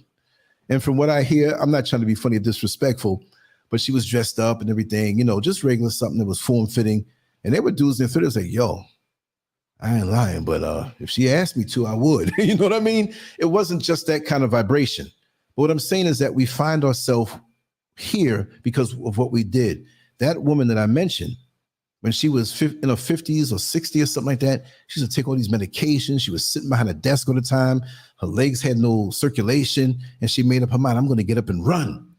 And I'm going to start eating better. She didn't run a little bit hard. She was out of breath, but she kept at it. She changed her lifestyle, right? Where we are financially is because of what we did or didn't do. It's not just 10 years ago. It could be 5 years ago. It could be 20 years ago when that road began. I don't know. I'm just saying that wherever you were 10 years ago, it was pointing to what the situation is now. And that goes with things on a spiritual level. You're living carnal. You can't let it go. You don't see things on a higher level. Well, you're going to degrade yourself. You can have a high level of spirituality, but be such a damn evil person that spirituality is getting killed. Like I said, even demons operate on a spiritual level. So when fools talk about, oh, yes, you're not as spiritual as I am. Well, demons operate, evil people, negative forces operate on a spiritual frequency. They have different antennas to pick up different frequencies. But the radio is open to everybody, right?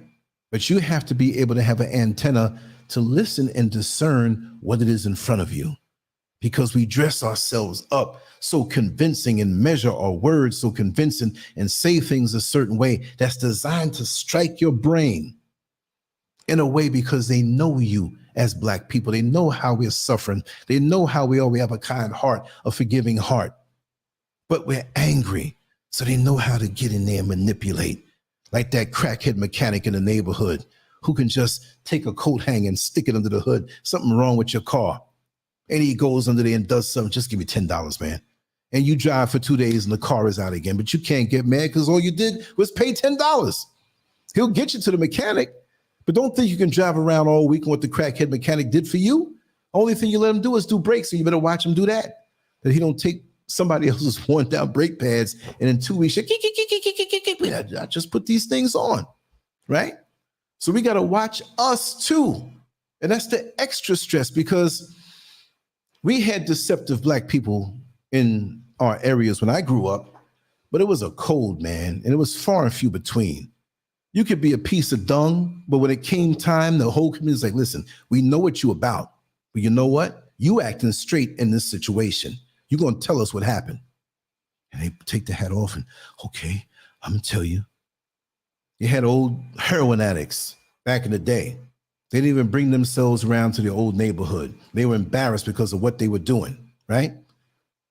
But when that funeral came for that grandmother, that was a grandmother to the whole community, he made sure to even go to the thrift store, and all he could find was a lime green suit for $5. Didn't even fit him right. But we didn't say nothing to him because he tried, and he washed himself up and actually looked good. Shaved the beard off. You can see his face. Clean cut now. Got a little tie in the suit. The pants were a little too tight, and they were high waters. He can walk through a flood and not get his pants wet. That's what we used to call them, floods back in the day, right? But he would go there and pay his respects, and it was almost a tear-jerking moment that we can still find humanity in someone who is so addicted to drugs. But now we're so addicted to attention, young and old. We want to be seen. We want our accolades. Get up off your ass and manifest the seeds of greatness inside of you and earn it. We're so worried about our name being up in lights. We're so worried about belting out that tune and go, boy, you tore it up, girl. But what is that doing for you and your family when you're gone? What are you investing in? What are you telling them? How are you molding them in their subconscious mind? Because they're watching you. And best to show them something better than tell them when you do something rotten that they see every day and night. What you think they're going to do? Right? So let me wrap this down now. It's been such a pleasure. I wanted to get into the Memorandum 46 a little more, but I shared it with you. I said, let me rant a little bit. I thought I was going to be on for just an hour. It's an hour and 48 minutes. I really don't want to make these too long because I want to come back strong tomorrow, 6 p.m. Eastern Standard Time on the East Coast. And we have a very special guest coming that you don't want to miss. And did I say his name? I think I did earlier on. I'm not going to say it again because if I didn't say it, I ain't going to spill it out. I'll tell it tomorrow night, maybe at the end, and say it again. If I did say it, you already know who it is. You feel free to put it in the chat room, but I'm not going to say it. But you're going to hang on to his every word. And he's on the level of a brother Dave, and he's quite famous. And they told me he's going to get on. I said, listen, the floor is going to be yours. You ain't going to hear me moaning, laughing, ooh, ah. When you talk, zip, we want to hear what you have to say. No distractions, right? So he will be on at 6 p.m. on Friday. And I have to get up quite early, not super early, but I have to get up. I have some cleaning up to do, and my appetite is up. And like I said, I've committed to doing this because of my crazy schedule today. I don't know whether I'm going or coming. The other day I did a show around 3 p.m. my time, which was 11 p.m. over there. And that was just a fluke. I was here and I could do it, but I know I guaranteed can do these shows because my day is over and I'm going to wrap it down and be in the bed soon. and get up to another fresh day in the sunlight and make some things happen progress wise. But this is what I want to say on the wrap up and the real gist of the message that I wanted to say. Give up the American dream and go for the African reality. Even if you don't come here to live, you must reframe that in your mind. Because as you can see from the 1970s, America was concerned about the resources and didn't want Black Americans to understand that they have a home here and that we can get here and get to the front of the line and be in charge and not have to be under his foot, under his knee, like George Floyd. We've been George Floyded all our lives here. It was just something to see that symbol of white supremacy, white criminality over us. Some of us have to see that. Maybe that was something to jumpstart. It's unfortunate, but some of us are still not going to see it. And all I say, with me being at the mall today and seeing Indians, Russians, Koreans, Chinese, all dots on the head, and all looking at me all funny. Nah. And they don't look at anybody else funny, but they can sniff a Black man from America. It's a different flow. And when they throw that look, and I throw it right back at them like, what? I'm home. Don't even try it. Don't even come here to try it. Because you're not here to influence the brothers and sisters here to wake up and take charge of their lives and break that colonial rule over your mind and the rule of religion over your mind. It has you subservient, giving up everything you have and all the resources. That's your birthright. That's your birthright. And others are coming en masse. When I go to renew my resident ID card, which I just did, who do I see there? Not much of us. Not much of us. And those who I see sitting right next to me, Chinese, they're talking their language. And when they get the card, they're so happy. We're going to come to this nigger country and get some land. We don't have to own it forever, but we're going to take from this place that's the food basket of the world and bring it back for our situation and make money underfoot. While those of us who come from America, all we into doing is maybe we change our name symbolically and wear the dashiki and put some kind of ankh on our neck, but we haven't changed the person deep down in the inside. We're the same American niggas that we always been. Who do they think they are? They built a big house. I told him he needs to build one small. Why is he coming out here so and so? Listen. You got all the elements that you have in America in the Black community here. I'm not going to be delusional and lie to you. You got to watch your back with the nigger federations in Ghana and in Africa. Move quietly. Move solo. There will be some that you can join with, but you will know through your spirit of discernment. And sometimes they'll fool you and do a whole 360 or 180 and ended up being a fraud. And you're like, whoa. Well, that's like being in a boxing match. The winner of the fight oftentimes looks like the loser. You come in at the end of the fight when they announce the decision. You just get in. Who won? We don't know yet. They're announcing the decision now. Oh, man, look at homeboy. His eye is closed and lit up. His mouth is blue. And the winner. And he puts his hand. What? He looked beat, but he won. Right? So we got to be able to discern what's around us. Right? But it's not hard. You just have to have a knowing within yourself and make your plan. Don't let nobody else plan your life for you. Do what you need to do for yourself to bring joy to your heart. This is a move that I made that made me very happy because it gave me something that America could never give. And that's the dream. But see, in America, that's all it is. For me, it's the African reality. Throw down that American dream like a funky, musty shirt that you wore in the club the night before and you crashed on the couch and woke up funky. Man, I got to get home. Man, this shirt's stinking. I'm sweaty, smell like smoke from the club. I got to get home and you get home and you can't wait to get out of them clothes, but you couldn't wait to buy them and put them on to go in the club. But now you realize what it is and it's funky. The American dream stinks for us. You're bigger than that. You're bigger than dealing with stolen goods. America's stolen goods with bad karma, bad energy. Not the land, not the trees, not the water, but that blood-soaked soil with our ancestors crying out for justice as we go to the malls and spend our money with the Koreans and get our nails done and get the weave and get all the stuff. Don't you know what you're doing? It's a damn shame. I'm not even going to say wake up. If you're asleep, go on to be asleep.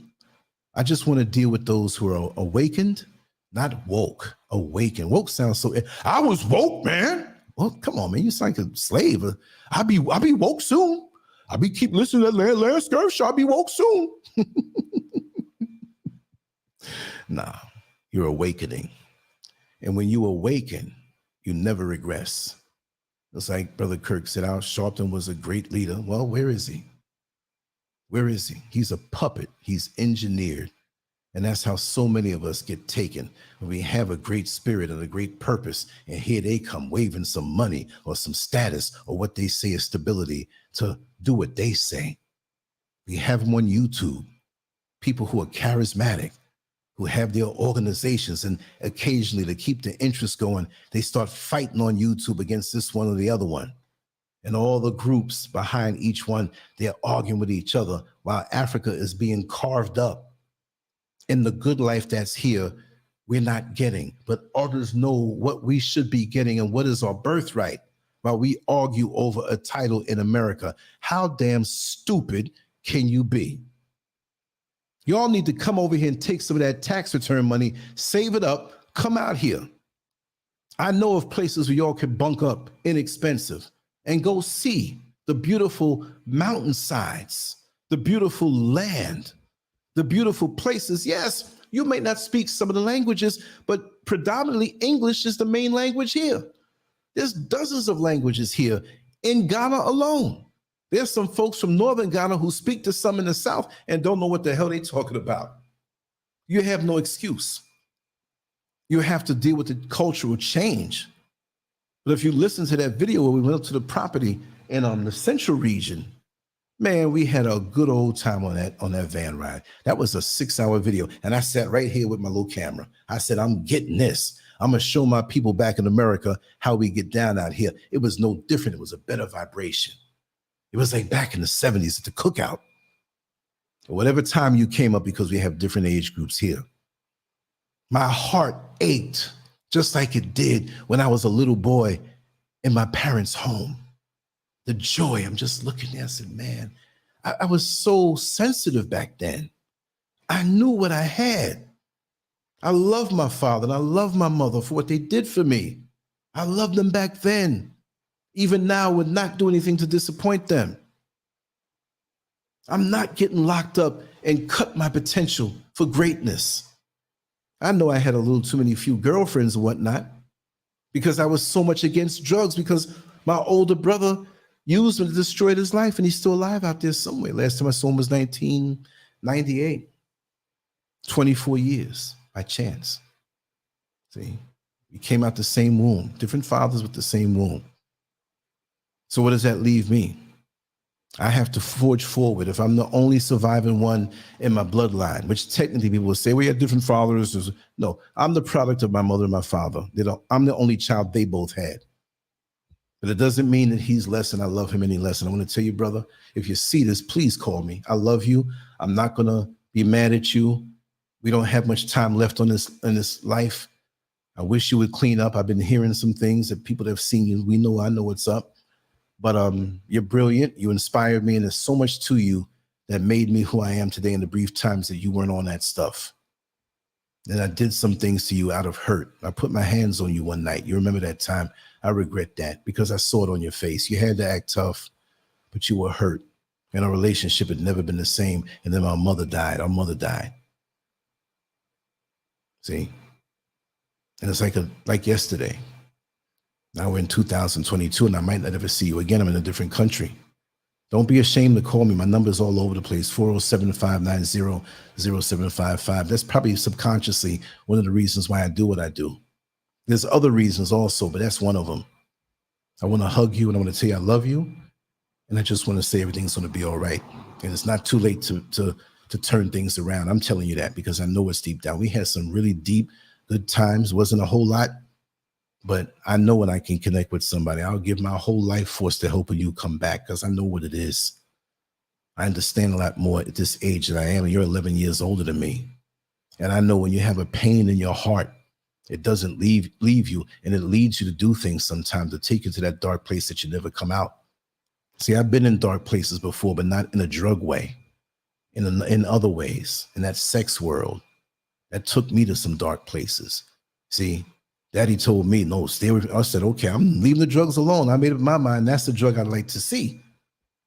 And if I wasn't protected to this day, I wouldn't be here today because I was very reckless. I was more reckless with strange women than you were with drugs, put it in your arm, sniffing it, smoking it, or whatever. And I should not be here because a lot of them, after I dealt with them, whether it was a year or two, a lot of them dropped dead from AIDS. They went and got it after me. How blessed am I? I'm a relic now. I'm getting older now. Most of the time when I walk in a room, most of the people, if they're not, the majority of the people are younger than me, especially when I'm in a place like Ghana and a young population. And if we connect one day, I would ask you that I would pay your ticket to come out here and live. And we can have our union as brother and brother again.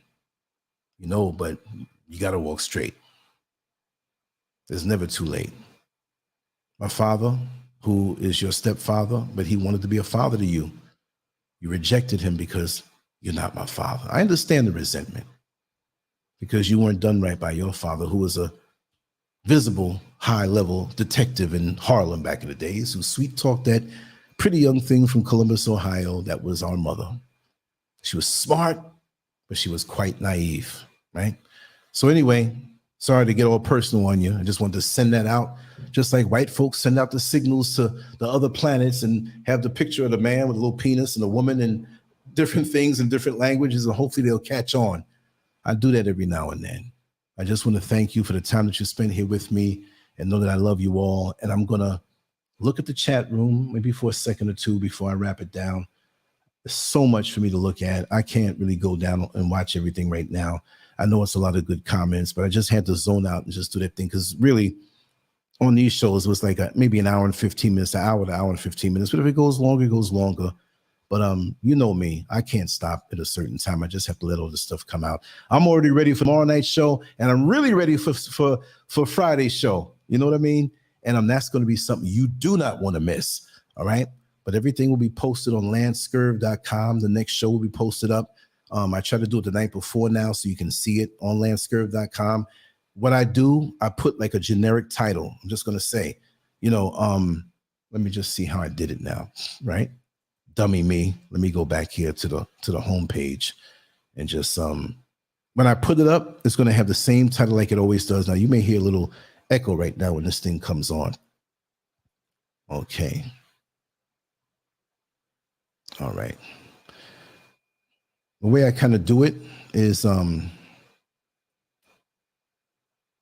okay, where's this come from here? Okay. Like tomorrow, when I set it up for tomorrow, it'll say the Lancescurv Show podcast episode 4 for tomorrow. And it'll put the date, nothing else. And then right before, as we come up with what it's going to be as far as the content, I'll put the title, like I said, The American Dream Doesn't Exist. And you kind of know what we're talking about. So that's the system I'm going to use. It makes it easier for me when I set up these shows with the links and everything, that I don't have to go through all of this work and all this work. I like to keep it where we talk about it, we touch it, and then we move on. And we will be doing the phone call thing and whatnot. I'm trying to leave the system as far as the program that we use now to broadcast onto another one that broadcasts in 4K, right? It's just a matter of spending a little money, downloading it and getting it. But then now it's a whole different thing. It's like you driving with the shift in the column, and on the right side of the road, now you find yourself with the shift in between the seats, and you're on the other side of the road in Jamaica or Britain somewhere, right? So it's a lot of things to learn. It's the same simple concepts, but I have to learn these things all over again because it's so much better. It's so much better. And that can't work on a PC that has to work on an Apple. And I'm scared of Apples. I got one in front of me and I'm looking at it right now, but that's only just going to the internet. When it comes time to go and operate everything, I got to learn all this stuff over again. And there's another one that's free and it's dope and it still works. I want to experiment with that too. So there's a lot of work that goes into this. And like I said, I lived this, a little burnt out in the last couple of weeks, but I have to keep it this way so that we can maintain, because I can't see my life without talking to my people. Although there's other things I'm going to be doing, we're always going to have it here where we can enjoy. So that being said, wow, how long did I talk? About 2 hours, right? Dang, I got to kind of pull back on that a little bit, right? But just know, salute to my brothers. Mwah. Much love to my sisters. If you don't fall into one of them categories, I don't know about you, but I got to say something crazy. But know that I love you all, and we're going to be together back again tomorrow night. Maybe I might rant on something for 10 minutes and throw it up later on. Maybe not. Maybe I'll go live at the crack of dawn or something, because I got to get up, early and throw something out there. But sleep is calling me, and I still have to clean up my little gadgets and stuff all over the place. Anyway, much love to you all, and take care. Much love to you. I love you. Bye. Let's play some music here.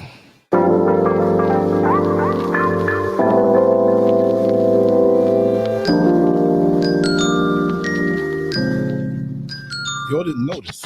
I didn't wear these today. You got the real bald head.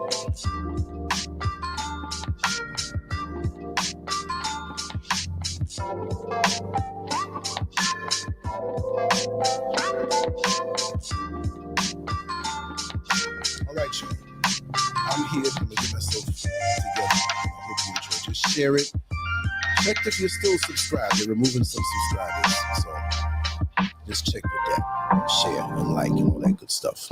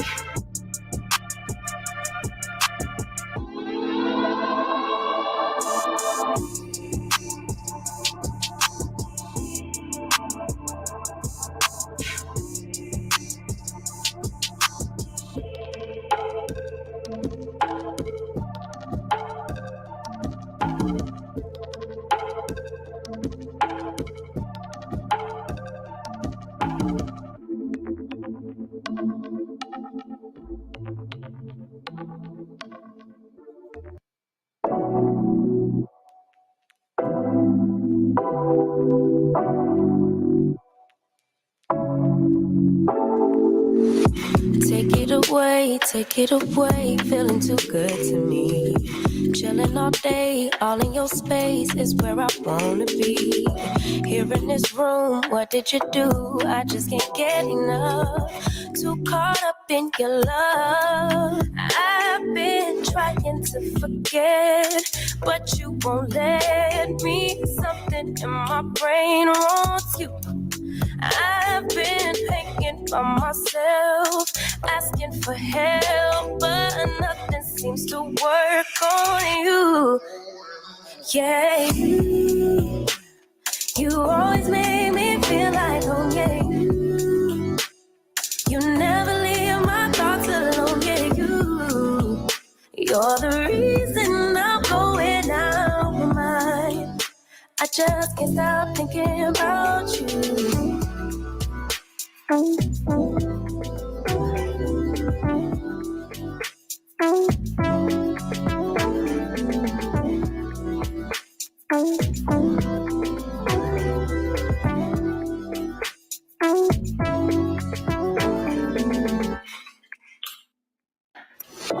All that I crave when you're away, nights are sleepless. Do we need space? Yeah, maybe a break. Boy, you're my weakness. Give and we take, the love that we make, it's my favorite drug. Too caught up in your love. I've been trying to forget, but you won't let me. Something in my brain wants you. I've been hanging by myself, asking for help, but nothing seems to work on you. Yeah, you always make me feel like home. Yeah,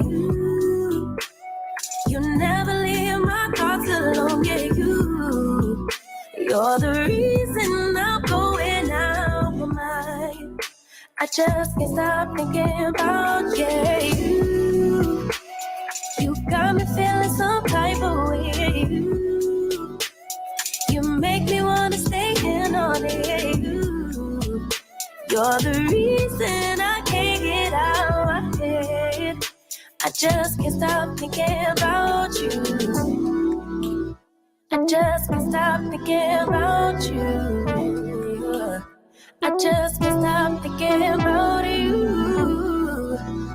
I just can't stop thinking about you. I just can't stop thinking about you.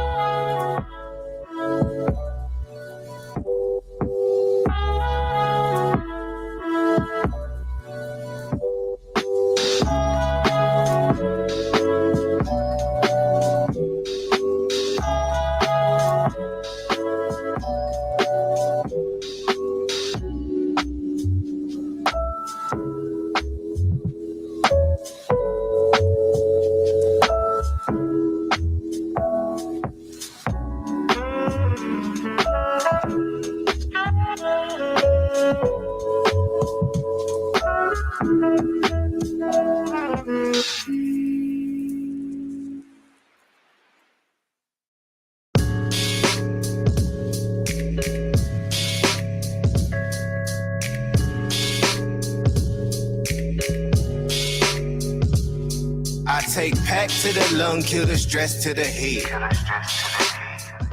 I'm tryna do more for the soul, way less for the bread. Oh yes sir. I take pack to the lung, kill the stress to the head. I see the things that they do way less than they say. Cause it's a war on the real, baby, look outside. A war on the real, baby, look out. Cause it's a war on the real, baby, look outside. A war on the real, baby, look out. Cause it's a war on the real, baby, look outside. A war on the real, baby, look out.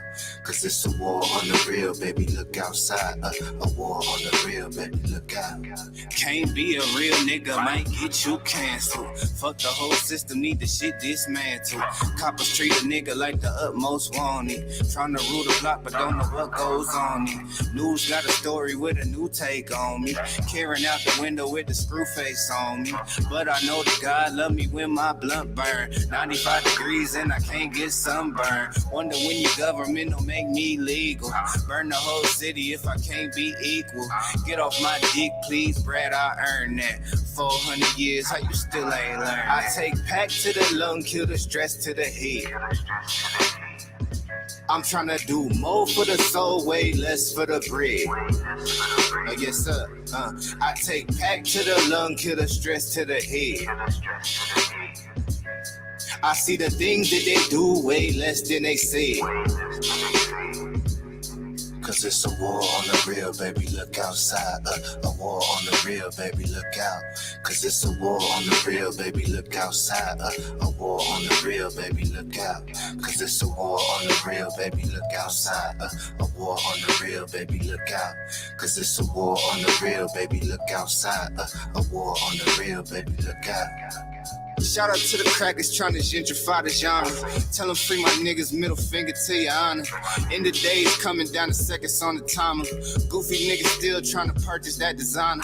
About to buy a chopper, learn to grow my own food. Cause I don't like the look they give me in the Whole Foods. And when you stay ready, you ain't gotta get ready. But it ain't on me now, I'm limping cause my dick heavy. But ain't shit sweet, niggas think we thin. My whole attitude on MC Ren. It's my neighborhood now, Bob, I bought that. 400 years, how you still ain't caught that? I take pack to the lung, kill the stress to the head. I'm tryna do more for the soul, way less for the bread. Oh yes sir. I take pack to the lung, kill the stress to the head. I see the things that they do way less than they say. Cause it's a war on the real, baby, look outside. A war on the real, baby, look out. Cause it's a war on the real, baby, look outside. A war on the real, baby, look out. Cause it's a war on the real, baby, look outside. A war on the real, baby, look out. Cause it's a war on the real, baby, look outside. A war on the real, baby, look out.